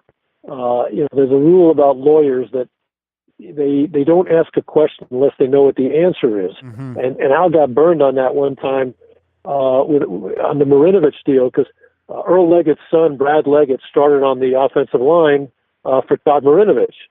So, we were going back and forth. In fact, Mike White wanted Browning Nagel, and we were pushing Favre, and Al, got Art Shell to, go along with him on Marinovich. But he asked Earl Leggett, and he figured Earl would have, was going to back Todd because, again, his son was on that USC team, and he asked Earl about it. Earl, what do you think about Todd? And he says, well, the coach, a lot of guys call him coach. He says, I think the best thing that could happen to Todd would be for him to go to Buffalo or Green Bay, because there's just too many distractions for him here in L.A. And boy, he hit that one right on the head. And then Al realized he asked the wrong guy the wrong question. And he changed the subject pretty quickly. But so anyway, Earl was always one of my favorites. Is there a story that you have that didn't make the book that you'd be willing to share with us right now? I thought Jerry Rice was just remarkable, and Tim Brown was good. But here's a Chester McLaughlin story. Chester was an amazing talent. I mean, he may have been the most talented defensive tackle in the history of football, and maybe one of the more underachieving tackles. But, you know, when he was dominating, he was living with Howie at the time, and Earl was the coach. And then when they were gone, you know, Earl, Chester was just, you know, he could just go through the motions and was still making the Pro Bowl. But we're playing Chicago, and they're right at the goal line, and we're up by 2 points. And Neil Anderson, the aforementioned Neil Anderson, runs into the line, and there's no hole there. And he's running to the outside. He's going to get into the end zone. And Chester takes off, and he horse collars him, which was legal back then, pulls him back, and the Bears missed a short field goal. We end up winning the game. So I'm standing there next to Al in the tunnel at the old Soldiers Field, and Chester walks by, and says, Al says, "Young man, come here." You know, and you know, Chester walks over and says, "You know, Chester, in all my years of football, that was one of the greatest plays I've ever seen." And Chester goes, "Okay," shrugged his shoulder and just walked away. Just, you know, I mean, what a compliment from a man like Al. And he just kind of, and then one other I always liked was, you know, he always liked, you know, I think in the chapter Saving Face, you know, Al didn't want anyone to be the face of the team besides himself. You know, so he had issues with Kenny Stabler and Marcus Allen and John Gruden, and, you know, eventually, you know, got rid of all of them. You know, but Tim Brown, you know, stayed right to the end for the most part. But we were playing Green Bay, and it was the next to last game of the season. We had to beat Denver the next week, so this game meant nothing. It was like 6-0 at the half. Now it's in the fourth quarter. It's 27-0, and this speaks to, you know, how special Timmy was. So Vince Evans came in, and he completes like 7 out of 8 passes, and just about everyone goes to Tim Brown at the end. So Al grabs Vince in the locker room afterwards and says, "Vince, how come you only threw the ball to Tim Brown there?" He said, "Mr. Davis, he's the only one that wanted to get open," which was great. You know, Terry, you know, was just he was so special. And you know, Jerry Rice, you know, forget talking about him as a player, you know, because there's nothing I can add to how great he was. But we brought him in, signed him. You know, the first mini camp he's at, the ball gets overthrown. Every receiver lets the ball boys get the ball. He ran after the ball, handed it to the ball boy. And at the end of practice, you know, he's new to the team anyway, but they're making the rookies run the gassers. He stays out and encourages them and shakes all their hands. And then I'm looking at him at training camp, and we used to have a table where they asked the players to sign things. You know, some did, some didn't. But Jerry would come in every day and look at each item to make sure he signed it. Those are just little things that I just thought was special about Jerry Rice, you know, forgetting about, you know, how great he was. I mean, he was just amazing. Class act. Yeah, Class act. Totally. Yeah. So let's get to a couple of our user questions, if you don't mind, John. Please. Okay, so this is kind of an oddball one. I was going to throw this away, but I thought it was such an odd question, I had to ask it, and you'd be the only one that could answer it if there's any truth to it. Viral Oneer, who's one of our followers on Reddit, he wanted to know, he said that, and I don't know if this is a myth, you can debunk this if it is, but he said that Al would only eat 11 French fries. And if that's true, why is that? I've never heard that one at all. You know, basically, like I tell you, I know, you know, when I first started, you know, I had to go, you know, the secretary would send me out to pick up his lunch. It was at Foster's Freeze, and he would have a double burger, no middle bun, mustard and relish only. Mm-hmm. And I guess he'd had French fries as well. But in all the meals that I ate with him, I never knew him to count his French fries. I didn't think he was obsessive compulsive, but he did love his fast food. And I think, you know, I don't know if you read the Fat Burger story. I always got a kick out of it. My dad got a kick out of that. My dad also loves hamburgers, and he loved that story. I'm going to steal that Al Davis move, though, and remove the middle bun. Yeah, right? That sounds like a good idea. Cut out double the carbs. burger, mustard and relish only, no middle bun. That was his favorite. I'm going to go do that. JFB, he has a question for you, and we'll go ahead and let him ask that to you directly. And we need to ask our man Jon. Best Jamarcus Russell story that we haven't heard. We need to hear it. Well, we have it in the book, and if you haven't read it, was when he just here's one that just is not in the book, is that maybe saved him from being bankrupt. Was he went to our the guy who did the charters, and the guy he told the guy he wanted to buy a private jet, and unfortunately the guy talked him out of it. But the story about we would they would do the cut-ups and put them on a DVD disc, send it home to the quarterbacks to study the breakdowns and the defense they'd be facing, and to study it. So they asked Jamarcus, did you see a lot of stuff? And oh yeah, studied it all night. I think I got it all down. Anyway, so he turned it in, and they were going to make another copy of it, and they put the disc in, and they realized that they had given Jamarcus a blank disc. And it's very nice. Thank you, Jamarcus. He wasn't evil by any means, but he just didn't have a lot of self-pride, and I think what really hurt is I think my analysis was, if you took Tom Brady and you said to Tom, coming out of college, what is it you would like in your professional career? He was drafted late. Boy, I'd like to make the team. I'd like to eventually be the starter. I'd like to take the team to the playoffs, to go to the Super Bowls, maybe get some MVPs, maybe marry a supermodel, and make a lot of money. If you asked Jamarcus, make a list of what you want out of football, I think he would have written down, make a lot of money. Yeah. Well, he made that the first time he signed a contract. He says, all right, I guess I've done everything I need to do, so why work hard? So that was just, we have a whole chapter on Jamarcus in there about just how disappointing it is. And, just he didn't have a lot of, and maybe it was his background, and, didn't have anyone to show him how to do things. And, George Karras, I mentioned, was a big car lover, and he points at Jamarcus's car. It was a Rolls Royce. He said, look at the car. I said, yeah, Rolls Royce. He said, yeah, but look at it. It's dirty. I mean, it was a Rolls Royce, and let's it get dirty. So it's unfortunate he didn't have much pride in his performance, and hopefully he's going to hopefully save some of his money at least. Well, for better or worse, that's a draft pick that really changed the league. We have the rookie salary cap now, or so. That did come out of it, and I think that's great in protecting teams and still getting players what they deserve and within limits. So, if anything, I guess that's maybe the silver lining to that.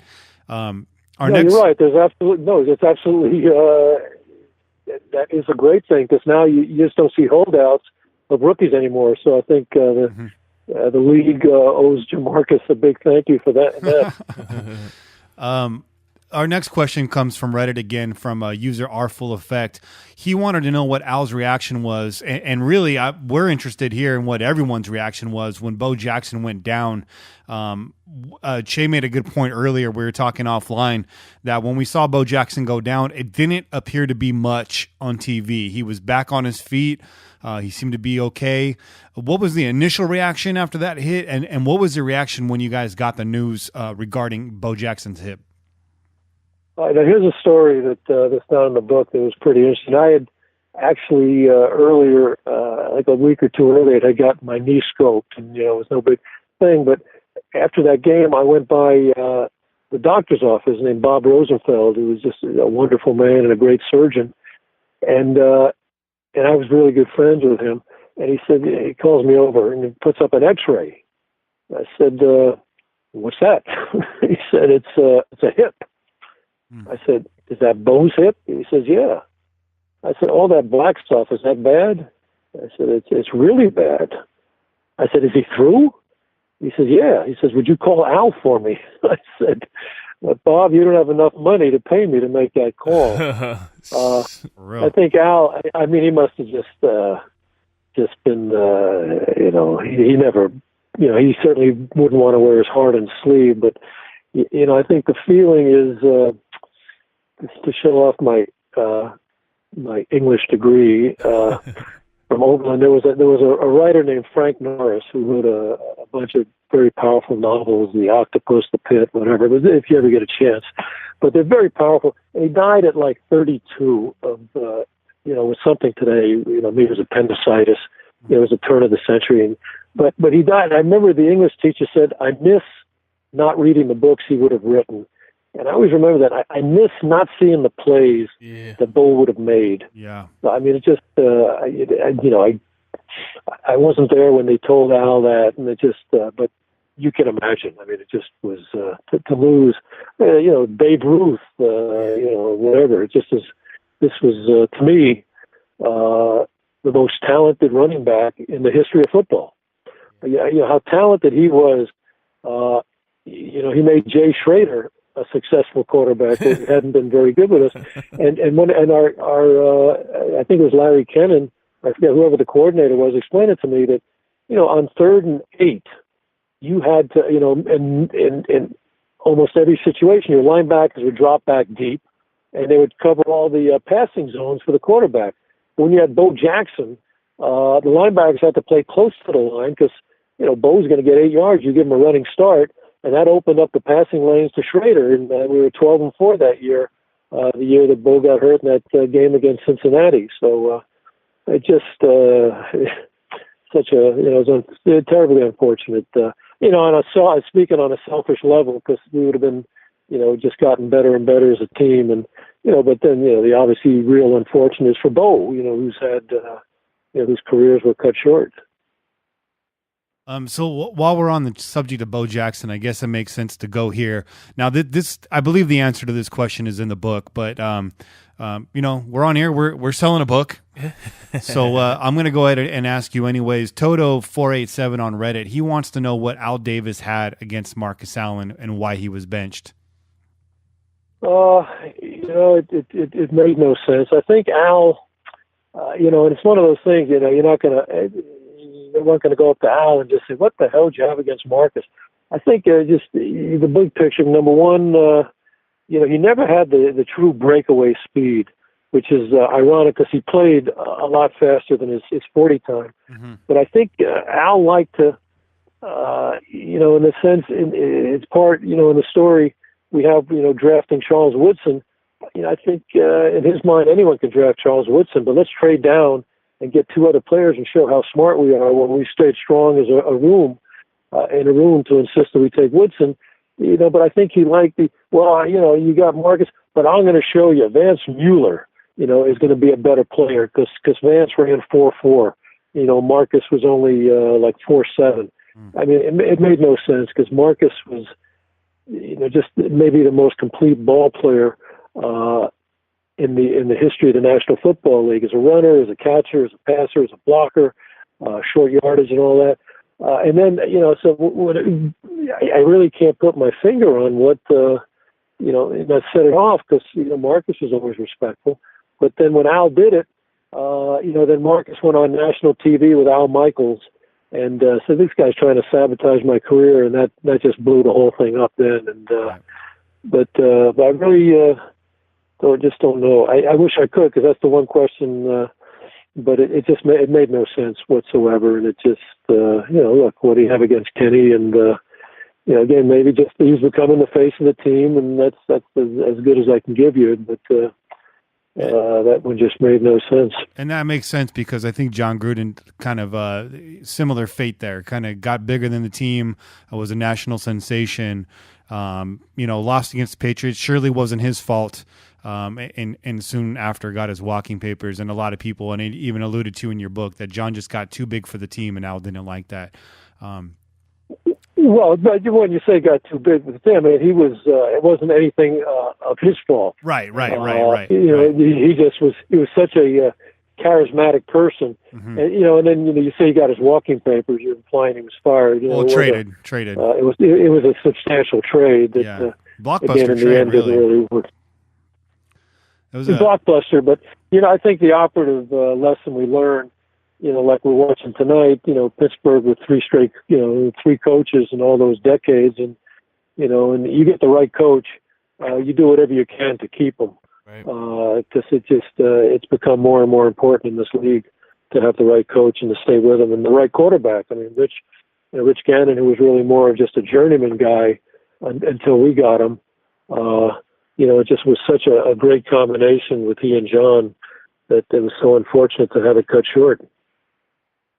So we got just a couple more questions for you here, and we'll let you go, Mr. Kingdon. Thanks again for taking the time. This has just been tremendous. Our next question comes from 303 Raider. He called in, so I'm going to go ahead and let him ask you directly. This is 303 Raider. Okay, how much did, who was Al's closest confidant towards his later years, let's say 2005 to 2010? And was there anyone, trying to talk Al from not drafting like Jamarcus Russell and making stupid signings like Javon Walker or anything like that? Maybe you can frame the question better, but those are some questions I have for that era. All right, my friend, I'm out. Well, away from the organization, he talked to Bill Parcells a great deal. He talked to Bill Walsh a great deal. I think that, I like to think that he listened to us. He just would go in his own direction. But I think, people, I think maybe the scout that he really liked the most was Kent McLuhan, who was a cornerback, the first bump and run cornerback in the National Football League, and he played for Al and was a very fine player and scouted for a long time. But I think the problem was, if the room wasn't unanimous, then he would, if he found one chink in the armor to kind of go along and agree with him on something, and then he would find a way to rationalize not making our pick. But the question, I'm not sure if I answered quite the question about the people that he was most closest with. But he talked to Bill Belichick a lot. I think we get away from the organization. Again, Parcells, he was very, very close with, when George Karras wasn't here, he used to bounce stuff off of him, and he bounced stuff off of, I think, primarily Bruce and myself, and about the Gruden trade. Bruce and I actually disagreed on it. I said, I really tried to make the point about keeping Jon, and Bruce, we talked about 2 1s and 2 2s, and he said, well, I'd trade Vince Lombardi for 2 1s and 2 2s, and but I think in retrospect, he also agrees that was the mistake. And, once you get the right coach, you keep the right coach. But again, I think probably Parcells was the guy. And, you got the story there about when I was driving Al and he had his car phone on speaker and, talking to him, how he kept Lawrence Taylor off of drugs. So that was sort of the inside stuff. But probably just away from the organization, he was a guy that he really liked and respected. Gil Brandt was another one I think that he'd like to talk to as well. Great. I mean, one more question, and again, this was a caller, so I'm going to get out of the way and let him speak directly to you. What's up, guys? This is in One Word Raider. Had a question for Mr. Kingdon. Mr. Kingdon, in your opinion, how was Mark Davis prepared to be the owner of a professional sports franchise? Go Raiders. Yeah. All right. Well, I didn't talk about Mark Davis in the book. None of us did. At least from my point in personnel, and I rarely, if ever, saw him around the building. He was very much not involved, and maybe he did stuff that I wasn't aware of. I think Al once mentioned he was trying to sell fanny packs in the Raider store to kind of get that going, but he really was not involved at all in the football end of it. Now, I guess towards the end of Al's life, maybe he did stuff, but again, Mark was really not involved much. I think, again, I'm not there, but in talking to some people there, I think the best thing he's doing is staying out of the way and letting his football people do their jobs. Mm-hmm. That's the best I could give you there. Yeah, I know the running theme throughout the book was that Al Davis was not afraid of any opponent, and he took on a lot of opponents in his time. And the one thing that he often mentioned was that he could not defeat death, and he spent a lot of time trying to figure that out. He had a tremendous exercise regime and paid close attention to his health. But did he have a succession plan in place, or Do you know anything about that? There was a great piece that we took from Al Michaels, who did the Monday Morning Quarterback, and he brought that up about Al does not have a succession plan, because I think if Al had a succession plan in place, it might be a concession on his part that he might die, and he could not bring himself to concede that might happen. Now, again, I can't talk specifically towards the end about what he did with Mark, but I mean, even again, the last day of his life was a Friday, and we were going to Houston, and he said he called me up. I was getting ready to go on the plane. He wasn't traveling with the team, and I talked about what was going on around the league, what was going on with our team, and then he just said, maybe I'll fly in tomorrow. And I said, that'd be great. I'm sure everyone would love to see you there, even though I knew he wasn't going to do that. But anyway, he goes, well, thank you very much, or thank you. And that turned out to be the last two words he ever said to me, which I kind of like the symbolism of it. But so I think, he just went, his heart, I think finally just said, you know what, I've had it. I can't do it anymore. I've given you everything I got. So I think, maybe, someone could ask Mark that specifically, but basically getting back to, Mark's involvement, it was never involved in player personnel at all. And, I don't know what else he did with Al, prior to Al's last year of life. I want to thank you again, Mr. Kingdon, for coming on here and for everything that you've done for the organization in addition to writing this book, because you've definitely been an integral part of everything involving the Raiders up until you weren't. And it was big. Reading this book is just incredible stories. An organization shrouded in mystery, shrouded in secrecy, and as a Raider fan, this is mandatory reading. There's a lot of books out there on the Raiders. One of my favorites, The Snake, the Kenny Stabler story. Just a lot of great stories in there, a lot of great anecdotes. But as far as really picking up knowledge, draft room stories, just the inner workings of an NFL team, period, this is a tremendous read. And I know a lot of our listeners hadn't picked up the book yet. I was talking to a lot of people over the last couple of days. They're meaning to. A lot of us have. And I haven't heard one bad review so far. So if you want to, can you tell the listeners where they can pick this up at? Just real quick, we haven't talked about, Bruce Kebrick was a scout. In fact, was in the league about 10 years before me and started with Sid Gilman. And so we brought, different perspectives. And then Steve Corcoran, who we also worked with the book with, covered the team for 13 years. And he brought in his share of stories. So I think, it was really a group effort.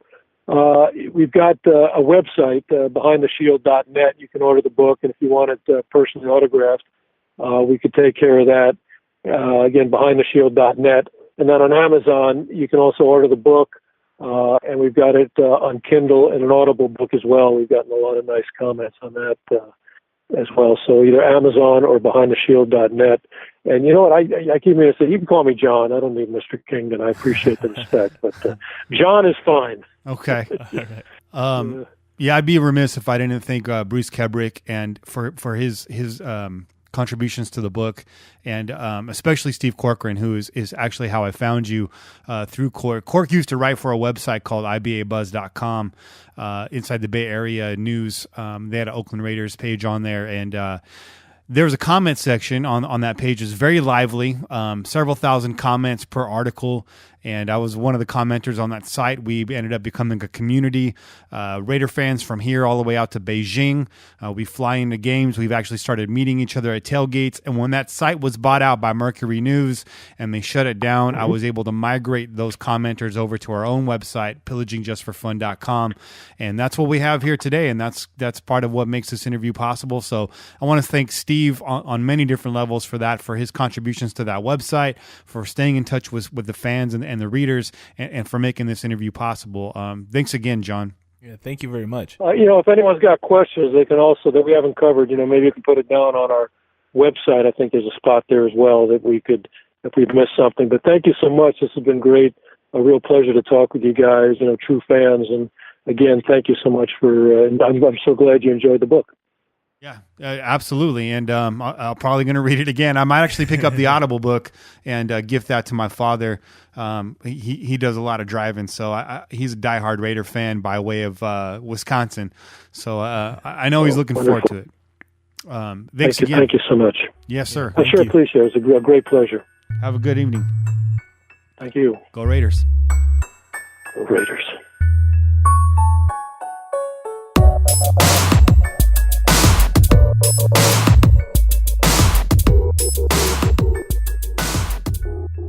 All right, Jon Kingdon, ladies and gentlemen. Yes. By the way, we're actually not listening to these with you right now. We're just kind of jumping ahead. We've heard these before. You don't have to give them the secrets, man. I know. This is production secrets. Behind the Raider Shield, this is behind the podcast curtain. Okay. All right. Then let's lift the curtain a little bit. It's late, bro. It's almost midnight. I'm trying to push through this. Yes. So this next one comes from a show called Kill or Be Killed, episode number 33. At this point in the season, this was a do or die game against the Kansas City Chiefs. Yes.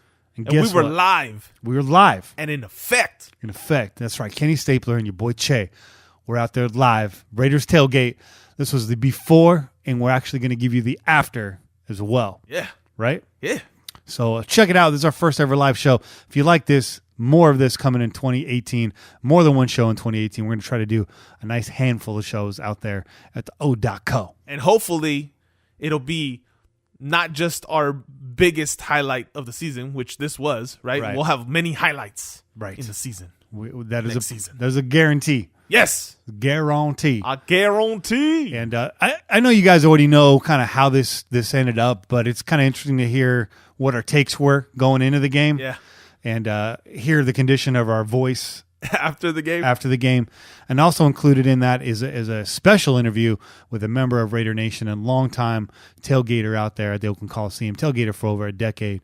And he's going to give you some of his tips, some of his secrets, and a little bit of his history on how he got to be a pro tailgater. That chicken was good, man. It was bomb. It was bomb. Mac and cheese was on point. Mac and cheese was on point. Everything was fire. Collard greens. Oh, take me back. Now I really wish we were in a time machine. So without further ado, episode number 33, Kill or Be Killed.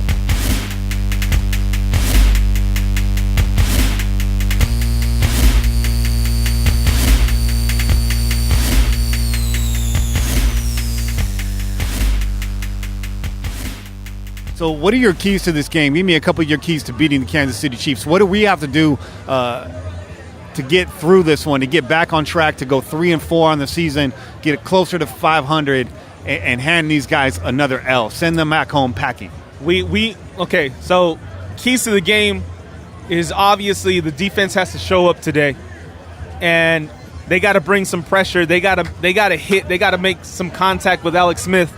Alex Smith don't like to get hit. He does not. Alex Smith does not enjoy that at all. And when he does get roughed up a little bit, it starts to show. It's very mental. It gets in his head, it gets underneath his skin, and we saw that last week. He started missing some throws that he was making the previous weeks. So we definitely need to do that. We need to pressure him. We need to hit him when we can, whenever it's available. Yeah. Get him on the ground, get his jersey dirty, right? We don't want him sitting back there looking pretty. Get some of that Oakland mud on him. That's it. Get him some of that real fast. That sod. But in addition to that, I mean, the rookie Hunt has been going off all season. It's been wild. Last week was his worst week probably of the entire season. So we can't let him come back from last week and have a big game, because that will definitely be the demise of our team. Definitely in our favor is the fact that we're a home team on Thursday Night Football. If you look at the stats and if you look at the betting lines and everything else, it all favors the home team. Generally, these can be low-scoring games. They can be sloppy affairs. So I like that coming in here. They got a little road wear. Last week's game was very physical for them. Yeah. So they're coming in banged up. I know their starting center is out for this game. I believe they have another interior lineman that's out for this game. So there is some soft spots up the middle. I don't know what their depth looks like, to be honest with you. But you're absolutely right. Get some pressure on Smith. It doesn't always have to translate into sacks. It could be hurries. It could be hits. I'm looking at Khalil Mack, still the top edge rusher in the NFL right now. Yes, he is. But we want to see him getting to the quarterback, too. Oh, I want to see snot bubbles this week. Man. Straight up. Yes. Right? Snot bubbles. Snot bubbles. Hit him in the back. I want to see slow motion. Just a bubble coming through that face mask. I want to see drops on the camera. I want to see streaks coming down that camera. You feel me? So get some pressure on Alex Smith. The other thing is, what I liked last week is we paid Sean Smith $555,000 to stand on the sideline and not take a single snap, and that was money well spent, in my opinion. I think so too. Yeah, T.J. Carey, David Amerson on the outside, Carey moving inside in the nickel with McDonald coming on the outside. And I thought McDonald did a pretty good job. Did pretty decent. Again, until the fourth quarter. Yeah. We start giving up passes to the tight end, whoop-de-whoop, this and that, and there they go right down the field, same old Raiders again. So, Carl Joseph, I'm calling you out. You're a high-rated safety. You're currently my second favorite defensive player on the Oakland Raiders. Right. I clamored for them to draft you, and you got straight up burnt multiple times last week. Yeah. Multiple times, embarrassed. I'm going to call you out. You are the key to this game. Travis Kelce, you are going to have your hands full, Carl Joseph. Yeah. You need to put hits on this dude. Yep. You got arguably, well, probably not even arguably, definitively the best tight end in the NFL right now staring at you. Navarro Bowman, you too. I know you're not a coverage back, but you're right there. Yeah.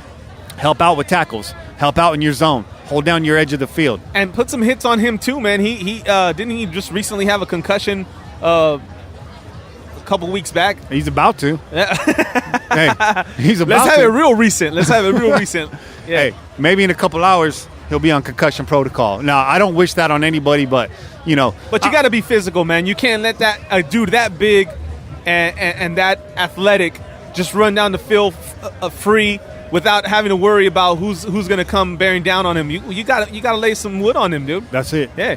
You know, we talked about Alex Smith being a mental player, and we've seen Kelce too. He likes to pout. Things start going against him, and he starts to lose control a little bit. And he's not a guy that takes it out on you in the plays after. He's a guy that kind of begins to melt down a little bit. Yeah. Frustrate these guys. Don't let them get chunk yardage. You get a little bit of confidence and momentum, it's all over, Raider Nation. And when I say all over, I'm in all caps. This is it. This is kill or be killed. This is a do or die game right here. And we've been saying that for 3 weeks. Yes, we have. This is it. There's no turning back after this week, man. We need this win more than anything that we've needed all season long. So what better way to turn this season around than to do it with our biggest rival right now? Yeah. Because they are the number 1 seed in the AFC West. And we get a victory over them. We get that monkey off our back. Mm-hmm. And the things can turn around. Things can turn around real quickly. We've seen it. Like you said, anything can happen in an NFL season, injuries, all that kind of stuff. So if we could turn this around tonight, what better way, man? What better way to turn it around than tonight? This Get this W. This could be a major momentum shift for our team. This is a big message to the NFL if we beat the Chiefs tonight. And it just shows that nothing is in concrete in the AFC West. Because if you think that the Chiefs are going to run the table, you're tripping. Yep. If you think it's going to be smooth sailing for them, you're wrong. Yep. The Chargers always fade in December. Yep. The Broncos, great defense, much respect. But how much faith you got in Simeon to do a playoff push at the end of the season, down the stretch, carry his team in there? Right. I'm not feeling it. The Broncos ain't winning this division. It's the Raiders or the Chiefs still. And if not, we're taking that wild card and we're going to fight our way all the way to the dance this year. I'm not giving up hope. Nope. When I was a kid, I believe it was 1983. 83? I was 6 years old? My first Raider game I'd ever seen was Super Bowl against the Philadelphia Eagles. Jim Plunkett had come off the bench to replace Pastorini that year, who broke his leg, and took a wild card team for the first time in NFL history all the way to the Super Bowl and won that. Yeah. How you like that, Herm Edwards? Yeah. Huh? He don't like it. Immortalized by Jim Plunkett, who is not in the Super Bowl. First Mexican-American to ever win a Super Bowl. Maybe the only. At quarterback? I think so, yeah. I think so. John Elway ain't a Mexican. Big horse tooth jackass. Hey, we represent out here. Al Davis did one thing for the Raiders. He did a lot of things for the Raiders, but he was definitely a maverick. And for him to put a player like that in a position to do that, Amy Trask comes to mind. Art Shell comes to mind. Yeah. It's a part of our culture. It's a part of our tradition. That's it, man. So that's just a little segue, just a little shout out to that, because especially right now in the America that we live in right now, need to be reminded of things like that. Exactly, man. Exactly. This team is comprised of people from all walks of life, man, and that's why it's important to have an understanding for people and whatever it is that they're dealing with at this moment in time. And that's all I got to say about that. We don't want to get too political, but Yeah. just keep that in mind. This is your team, and if this is your team, you got to support the people that are on your team. So just to reset a little bit, our keys so far: shut down Travis Kelce, shut down Kareem Hunt, pressure Alex Smith. Easier said than done. 2 out of 3 of those, you're doing pretty good. Get to Alex Smith, you've already gotten to Travis Kelce at that point. That's how I feel. Don't let him bail Smith out, okay? Now, shifting to the offensive side of the ball, we already called out Todd Downing a little bit. It's time to get deep into that playbook. You got to get creative when E.J. Manuel was out here. It's time to pull that back out again. Yeah. It's time to open up this passing game. Derek Carr, stop staring down your primary wide receiver. You're too married to that X route, way too married to that. And then when you have a miscommunication like you did at the beginning of the game last week, don't put that on Crabtree. Right. You've been running curls all season. Brother ran a curl route, you threw a fade or a go route. Bro, that's on you. Yeah. The pass to Marshawn Lynch, sure, it went off his hands. You know what? That was still your fault. Yeah. He was about to get lit up had he caught that ball. Even if he doesn't get a hand on that ball, that goes straight into the chest of the defender. So, Derek Carr, that's on you. Yeah. So I'm calling out you, Derek Carr. It's time to step up. Get rid of the happy feet. I want to see some pride and poise. I want to see a commitment to excellence, a return to greatness. Just win, baby. There you go. There you go. That's it, man. That's it. I think more than anything, that's the biggest key for us on offense. We need to get our heads straight, man. We need to get into the game. Yeah. And don't let all the little bullshit affect us, because it's been disheartening sitting at home watching the games on TV and just seeing a shell of what our offense used to be. There's no reason why we can't be the offense that we were last year, and there's no reason why we shouldn't be better at this point with the additional weapons that we gained over the offseason. So start to make it happen again. People I'm sitting next to, people I see commenting online, in my DMs, text messages, all saying the same thing. Bro, if I could call the offense from my couch, what do you think the other team is doing? Right. There's no pre-snap motions. We're not disguising anything. Anytime you get to see a motion, it's Patterson to the backfield. It's frustrating. Last week they were faking. You said they were faking some end arounds. They were motioning him back and not going to him. Yeah. And then when they did, it was on that sweep. Now that was brilliant. That's exactly what we need to get back to. Yeah. Okay. So we see that you can do it, Downing. We see that you can do it, Carr. But you need to do it on a consistent basis. Stop beating around the bush. Yep. Stop pussyfooting. Yep. Get out there. Show some confidence. I want to see some strikes downfield. Amari Cooper, I thought they did a pretty good job of forcing the ball to him last week and just getting him back in the game. Right. He had, I believe, 0 drops last week, correct? I didn't see a drop. And, I mean, the catches that he did have, he had 5? Yeah. He had 5 catches. They weren't massive yard gains. You know, he ended up with about 28 yards total receiving. But that's exactly what we need to do. We need to get him the ball regardless. Just building. Because if he doesn't have the ball in his hand, then he can't make something happen. Yeah. We give him those opportunities, and who knows, he breaks one off, and he goes from having 28 yards in the game to 100, right? Because he can do that. He could do that in one play. So we got to continue to do that. The other thing that I think we need to do is we need to move him around a little bit more. Rich Gannon touched on this last week during the telecast, and he was saying, they need to do something like what we used to do with Jerry and with Tim Brown when we had them, and we would move them around. They weren't just that X route that sat on the outside. We brought them into the slot. We had them going on some crossing routes, and I think you got to do that. You got to mix it up with Amari to get him into the flow of the game, one, but also give him some opportunities to make something happen. And if the defense is already expecting him to be one type of receiver all game long, then that makes it easier for them to defend him too. That's it. We're out here right now. It's something I wanted to do. Let's see if we can make it happen. Hey, can I get a Raiders from the podcast? Raiders!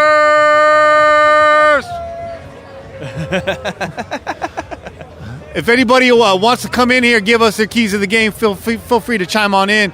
We're losing battery again already, so I want to get some folks in. Greg, you want to get Greg over here? Yeah, okay. So we got Greg over here. We want to get a little something out of him before we get up out of here. We want to save some battery for after the game. And obviously, we want to get some fan takes here if we can. So Che's out here. He's trying to get Greg on air, see if he's busy. He's busy. I know he's frying chicken. He's barbecuing. They got mac and cheese. They got everything on the grill. Man's got his hands full. He's serving plates. this is the way it goes. And it is Greg times 1,000 out here. There's a lot of folks out here that have been holding it down for a long time. So we want to get him on air. Those are our keys to the game, though. And so let's see what we can get out of Greg. We're going to ask him some questions. So you want me to give up my seat? You want to give up your seat? I'll give him mine. Okay. Here you go, Greg. All right. Good. Man, I can stand up and do whatever. No, go ahead. Get up on the mic here. So, Greg, Yes, sir. how long you been out here at the tailgate? I started coming. I was 8. 8 years old. Yeah, but the tailgate thing, we got into this 94, 92, 94. So you've been going on for about 13 plus years. Yes, sir. Let's call it 15 years. Yes. Why do you do it? Man, this is love. Man. This is love. This is like giving back. This is love. This is just, this is my Raider family, man. So, I just come out here and I just want to give back. I just want to, try to bring us all together and I just want to bring everybody and give some love to you, man. I feel it. Because I do it through food. You know what I'm saying? Oh. Everybody does it different ways, but I do it through food. I'm feeling loved right now. Tell these people what you're cooking tonight. Man, today was country fried chicken, Yeah. black eyed peas, collard greens, Ouch. macaroni and cheese, cornbread, Damn. rice with gravy. We just doing good things. You feel me with Sure. it? Yeah. I'm trying to feed your belly. Yeah, you brought me back about, 25 years. This food my grandma used to make. This is my grandma. This is my grandma speaking through me. I started cooking. I was 6 years old, at my grandma's knee, telling me, showing me this is how it's supposed to be, and love is given through food, and I just continue to do this, man. I don't ask for nothing. Yeah. I just give, brother, and this is what I think Raider Nation is all about. We appreciate the love, Greg. I love you, man. Love you too, bro. Appreciate it, bro. Where are you from? I'm from Berkeley, baby. Before you get up out of here. Ashby and Telegraph. Right here, right in the heart of it all. I'm in the heart, baby. Before you get out of here, give us one key tonight. How do we win this game? Give us one key to tonight's game. Man, other than firing our offensive coordinator, I think we just got to come together and step up, man. I think, we're down right now. We got to arm together and say, you know what? Hey, nobody's better than us. This is Oaktown. That's it. This is Oaktown. And if we can't represent Oaktown, then we shouldn't even play. Get the swagger back. We shouldn't even play. That's it. Let's do this. It's a home game. Let's do this. Let's get violent tonight. Come on, baby. Let's do this. That's right. Just win, baby. Love you, baby. I love you too, bro. All right, now. Raiders. Thank you.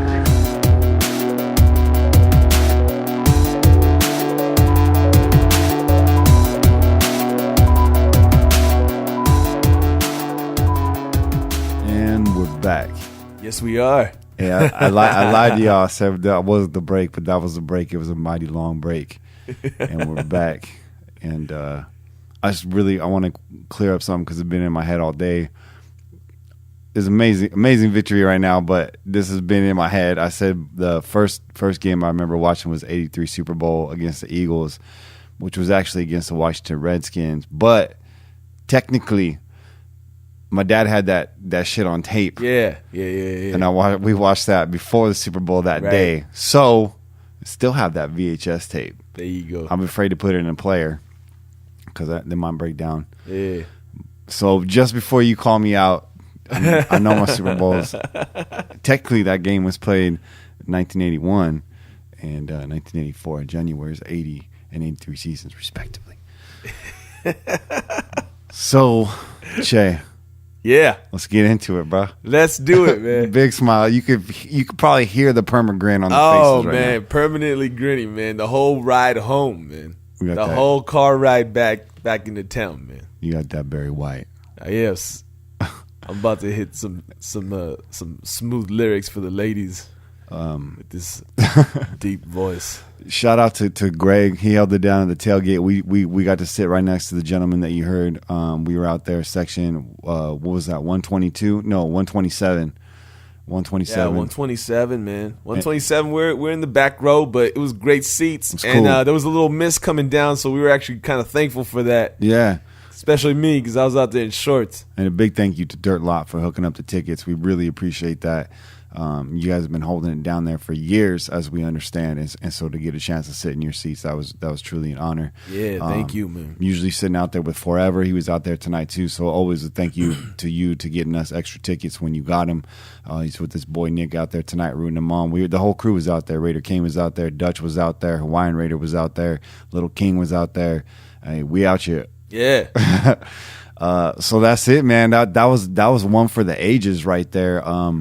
You're never going to see another ending like that. Hopefully, I don't know that my heart can take it, but I mean, it's blowing up. It's all over ESPN, NFL Network, the radio stations, the fans, social media. Still probably in the parking lot right now. There was a traffic jam getting out there.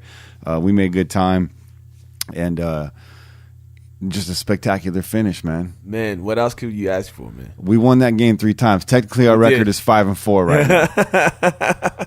Technically above 500. If only it worked that way, man. Just go ahead and give the Chiefs 3 losses, man. So let's break this down just real quick because it is late and we got to get up out of here. We both. Well, I got to go to work tomorrow. You got to go to work in a different kind of way. Yeah, I got to go to work in a different kind of way.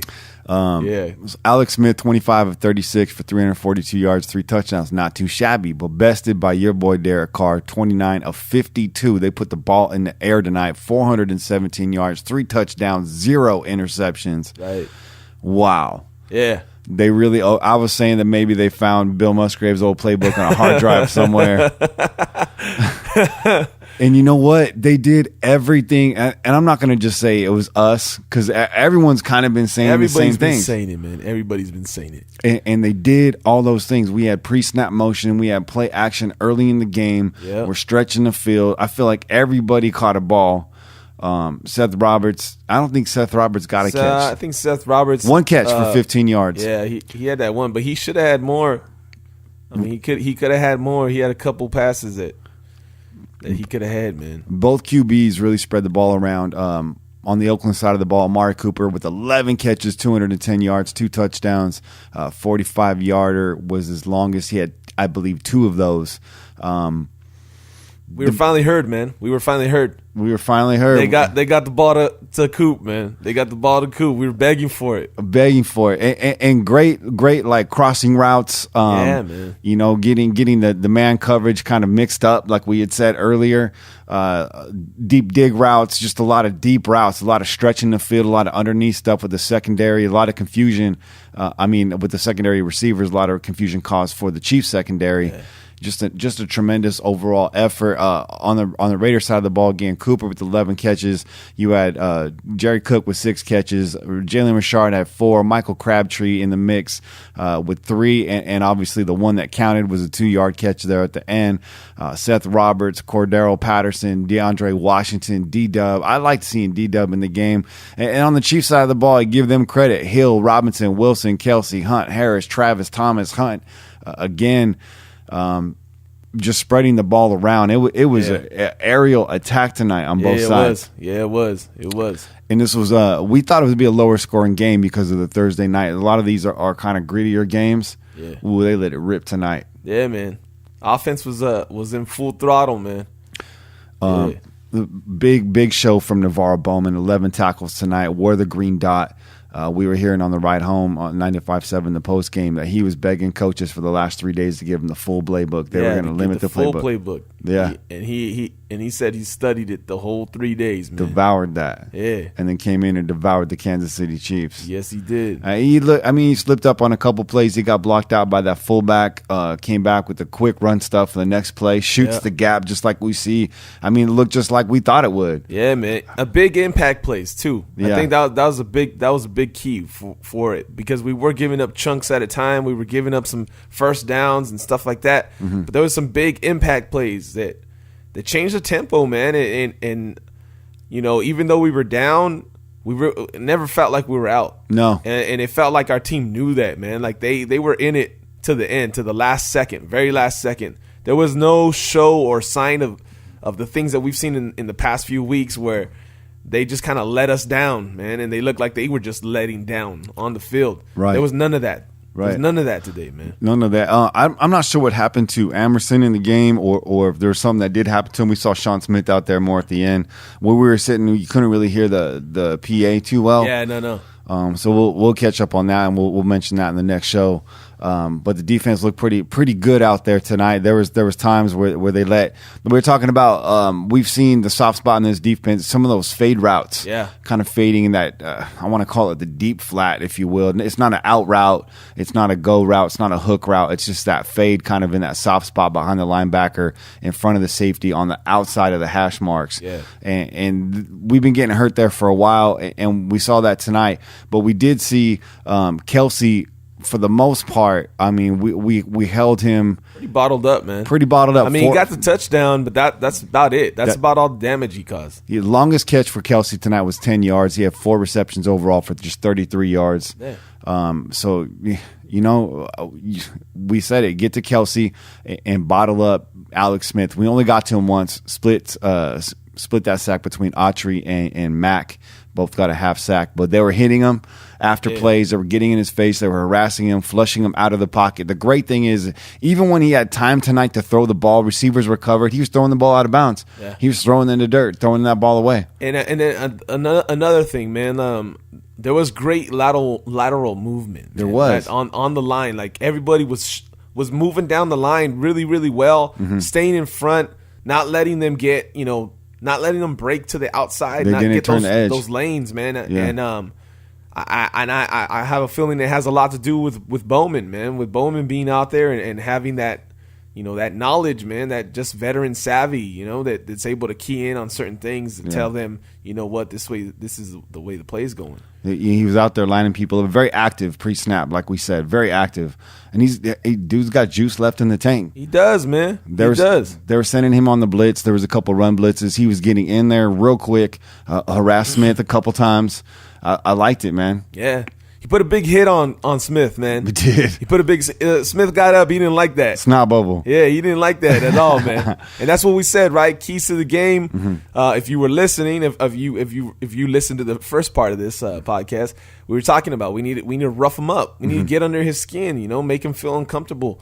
And I think they did a pretty good job. Yeah, they got some points. They put some points up on the board. Yeah. But I think they did that. And when the game was on the line, we were able to get that stop, man. We were able to get that stop. I think recording in the parking lot was a major key to this game. Yeah. We finally got close enough where they could hear us. Yeah, they heard us, man. That's the spies, man. Maybe they got microphones in the parking lot. They're like listening to what the fans had to say. Hey, I wouldn't put it past Mark Davis. Tyreek Hill, he had his day. He had 6 catches for 125 yards. Also had the touchdown, longest of 64 yards. But there was a third down converted that Reggie Nelson came over, put the smack down on him. Yeah. And you said you noticed something after that play. Yeah, he didn't. He wasn't feeling too good either. He wasn't feeling it. He wasn't feeling too good. He stayed on the sidelines for a little bit. They had the camera on him, and he's sitting there with his helmet off, and he's kind of like looking around, like, oh, the Raiders came to play today. That's it. And something else that you noticed too. Something that we were hearing on the ride home. I don't know how many of you out there that don't live in the area, or even if you do, maybe you don't turn on 95.7 for the post game. If you're not local and you're not listening online, you wouldn't know. But I'm sure this story comes out, but we want to put it down here too. Marshawn Lynch. Actually, seeing it on TV, it seemed quite obvious. He ran out there from the sideline to protect Marcus Peterson, who's an Oakland native. Now on air, there was some funk around that. Watching it right now as we walk through the door, I mean, you can also read into it as Lynch just trying to break up a fight. Just trying to stop stuff, man. Settle everything down. That's what it looked like initially. Yeah. So I don't know. It's unfortunate that it went down the way that it did. It's unfortunate that he got thrown out of the game. I know there's some uproar. There's people talking about kicking him off the team and all that kind of stuff. But already, let's not jump the gun, man. Let's not jump the gun. So sometimes friendship overrides sportsmanship. I know a lot of people don't get it. I don't quite fully get it myself. And I don't think he meant to shove that ref. You can kind of see the look on his face when he turns and he sees the stripes. He's like, he definitely reacted and then turned and looked. And he actually, if you notice, he extended it and then he realized, that's not the dude that I wanted to shove. And he actually held him up after that. But by then it was too late. Speaking of extension, Crabtree had that fade in the end zone. We thought we won the game for the second time. Yeah. And, he didn't really have full extension. We get the flag anyways. We got a few flags tonight that I don't think we deserved. We got some that we did, and we didn't get quite a few. There was quite a few that should have been called, I thought, especially the way that the cornerbacks were playing our receivers. There was a lot of hands. Very there was a physical. lot of grabbing, a lot of, there was a lot of early contact before the ball was even in the area, man, and the refs were letting some stuff go. So We got to play through that, and we did. that's it, man. We said did. that. We said that earlier this season. We said it, we're not gonna get those calls. So don't sit here, bitch about it, and whine about it, because you're not gonna you're a Raider. You're not gonna get those calls. You got to play through it, man, and you got to Right. play that much better. Right. I mean, well said. It's definitely a just win baby type game. That's it. Just win, baby. That's it. So what I saw tonight was a return of the 2016 Oakland Raiders, the heart attack kids. Derek Carr is back on this squad. Yeah. He looked good. He was mobile. What I like to see too was the rollouts tonight and the line moving with them. Yeah. The offensive line played the best game they've played all season. Yeah. And they By looked far, man. By far. They looked even better than they did last season, dare I say. Yeah. For one game, for like one, Yeah. if you want to break it down to just one little bubble. I didn't really have any issues this game. They had a couple third and somewhat long, third and medium where the play went off short. They had one there. I think it was to Cooper. It looked like they were trying to recapture that. It wasn't a bubble screen, but you get that crack back downfield. Yeah. And it came up short. KC was just sitting on that play. But I thought overall, just great play calling. We saw the return of the flea flicker, but they waited 7 weeks to do that. Yeah. So that's how you do that. You don't it. do it next week. Right. Exactly. Right? You gotta switch it up. But a lot of things that we saw that I liked, man. Our offense looked like an offense, man. That looked real. It looked for real. It looked like what we had been clamoring and talking about and pumping up all off season. And after the first couple games, we're like, oh, we're just getting the ball rolling, right? Yeah. And then we hit that slide, and then it's kind of like, well, where did our team go? We don't recognize these guys, and here they are. They came back. They reclaimed their identity. There as it Rumble is, said. man. That's what they did, man. And Coop playing in the slot a lot. Mm-hmm. I think that played big into his success tonight, man. It was huge. It was huge. He was getting a lot of passes, those little 5-10 yard outs. Mm-hmm. And once you get the ball in his hands, like we said, man, like he can make something little into something big, but you got to give him the opportunities. And if you're just lining him up on the outside and just doing these little quick hitches or whatever, you're not giving him much of an opportunity to do that. Today they did that, man, and you could tell that they were focused on making sure that he had a big part in this game. Yeah, absolutely. A couple errant passes, but he was under duress at that time. Carr was, but still got the ball off clean and safe. Yeah, and put it up there. The receiver had a chance to catch that most of the time. Not perfect, but it's smart, safe. Yeah, throwing into wide open territory, throwing into green grass. Hey, do what you got to do, but look very poised and very patient all game. Yep. The feet were not happy. He stood up in the pocket and he broke pocket when he had to. Yeah, man. Glad to see him get another first down with his feet. There you go. I don't think we've gotten one of those since last season. And you got to do that. You got to be able to do that to keep the defense on their heels, man. You can't let them know all you're going to do is just take your drop back and try to get a quick pass off. And if they stop that initially, then they pretty much got you. And that's what had been happening these last 4 weeks, man. We've seen a lot of that. I mean, maybe not so much last week. But definitely, the Washington game and the Denver game, where we're kind of looking a little weird there, man.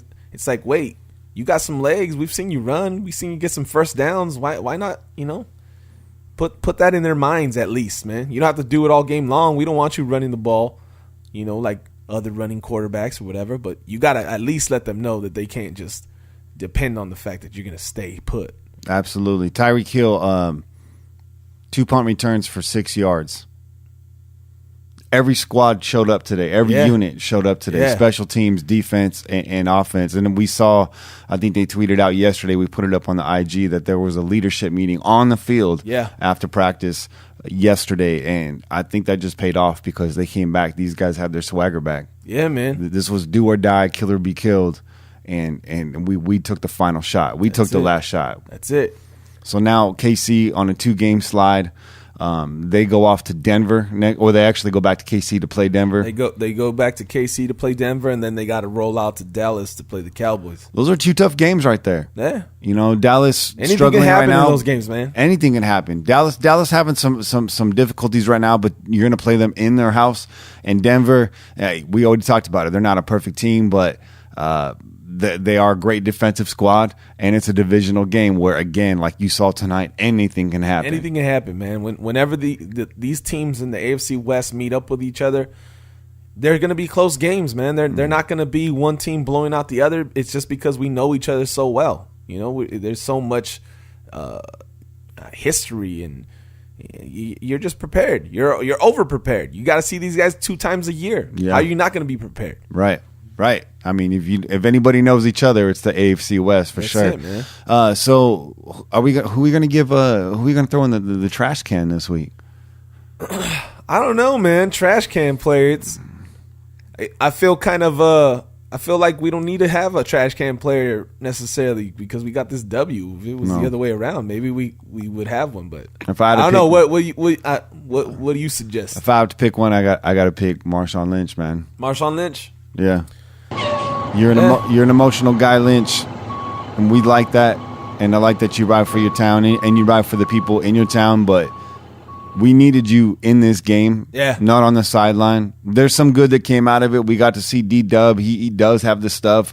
Rashard, obviously, maybe it forces us to get those guys involved. But Lynch, man, you got to control yourself. Yeah. You know, you dance on the sideline against the Jets, and some people like that, some people didn't. But we hadn't been the same since then. Right. You got a little bit ahead of yourself, and then again tonight you did. So ultimately, it didn't cost us anything. But as a player, you already know you got to stay inside yourself, especially as a veteran. And you know what? I mean, I do got to say, what I've seen from Marshawn as far as like the unseen stuff. It looks like he's really taking up a mentoring role with the young backs. Like he don't come when I don't know if you ever seen the videos. He doesn't ever come out of the tunnel by himself. No, he's always got them with him. Yeah, he's almost. It's almost like he's like you guys need to start taking over this role. Yeah. So I think we were talking about that. A veteran knows when to step aside. A veteran knows when to push the young guy forward, and I feel like he's been doing that. But yeah, today was a setback, so I'm not mad at that. I would have to go ahead if we're gonna pick anybody. It would probably be him because we really needed him to stick in the game. So we have co-MVPs this week. Co-MVPs. We're looking at Carr and Cooper.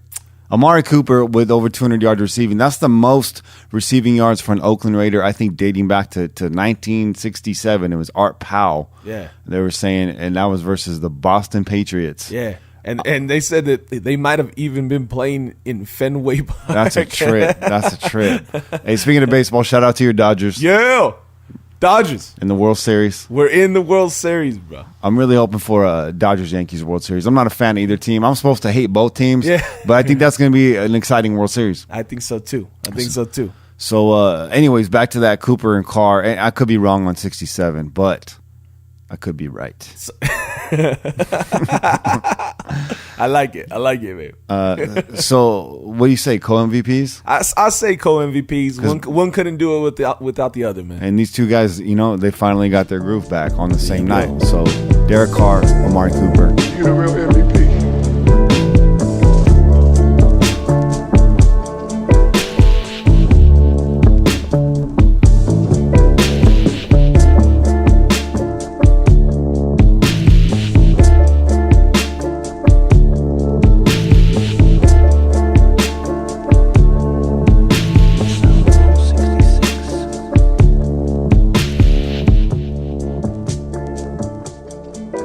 Thanks for joining us on a little trip down memory lane. Yeah. It was fun. It was fun. Reliving those old memories. It's always good to relive old memories, man. Is it? It is. For the most part. When I think of my ex-girlfriend, not fun.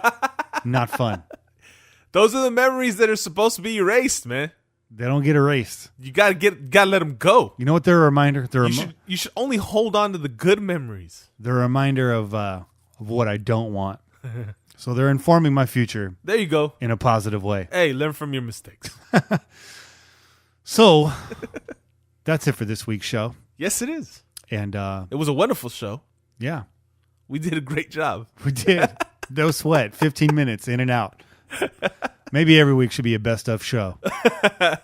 Let's not get carried away. Okay. Well, remind you guys to tune in every week on iTunes, SoundCloud, and Stitcher Radio.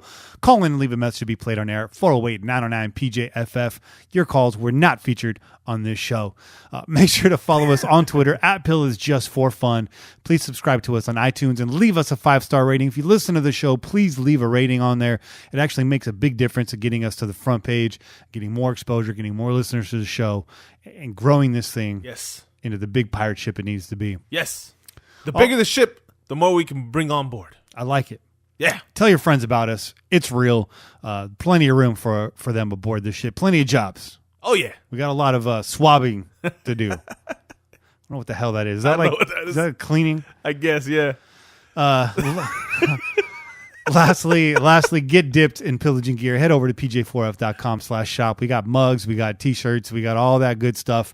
And click through NFLshop.com banner on the site to get yourself some fresh Raider jersey, maybe the draft pick of your choice. Ooh. We get a little bit of piece of that purchase. Again, goes to help grow this pirate ship. This has been an Out of Pocket Sports Network production. I'm your host, Kenny Stapler. Joined as always by your boy Chet. We out here. Peace. Go Raiders. Just win, baby.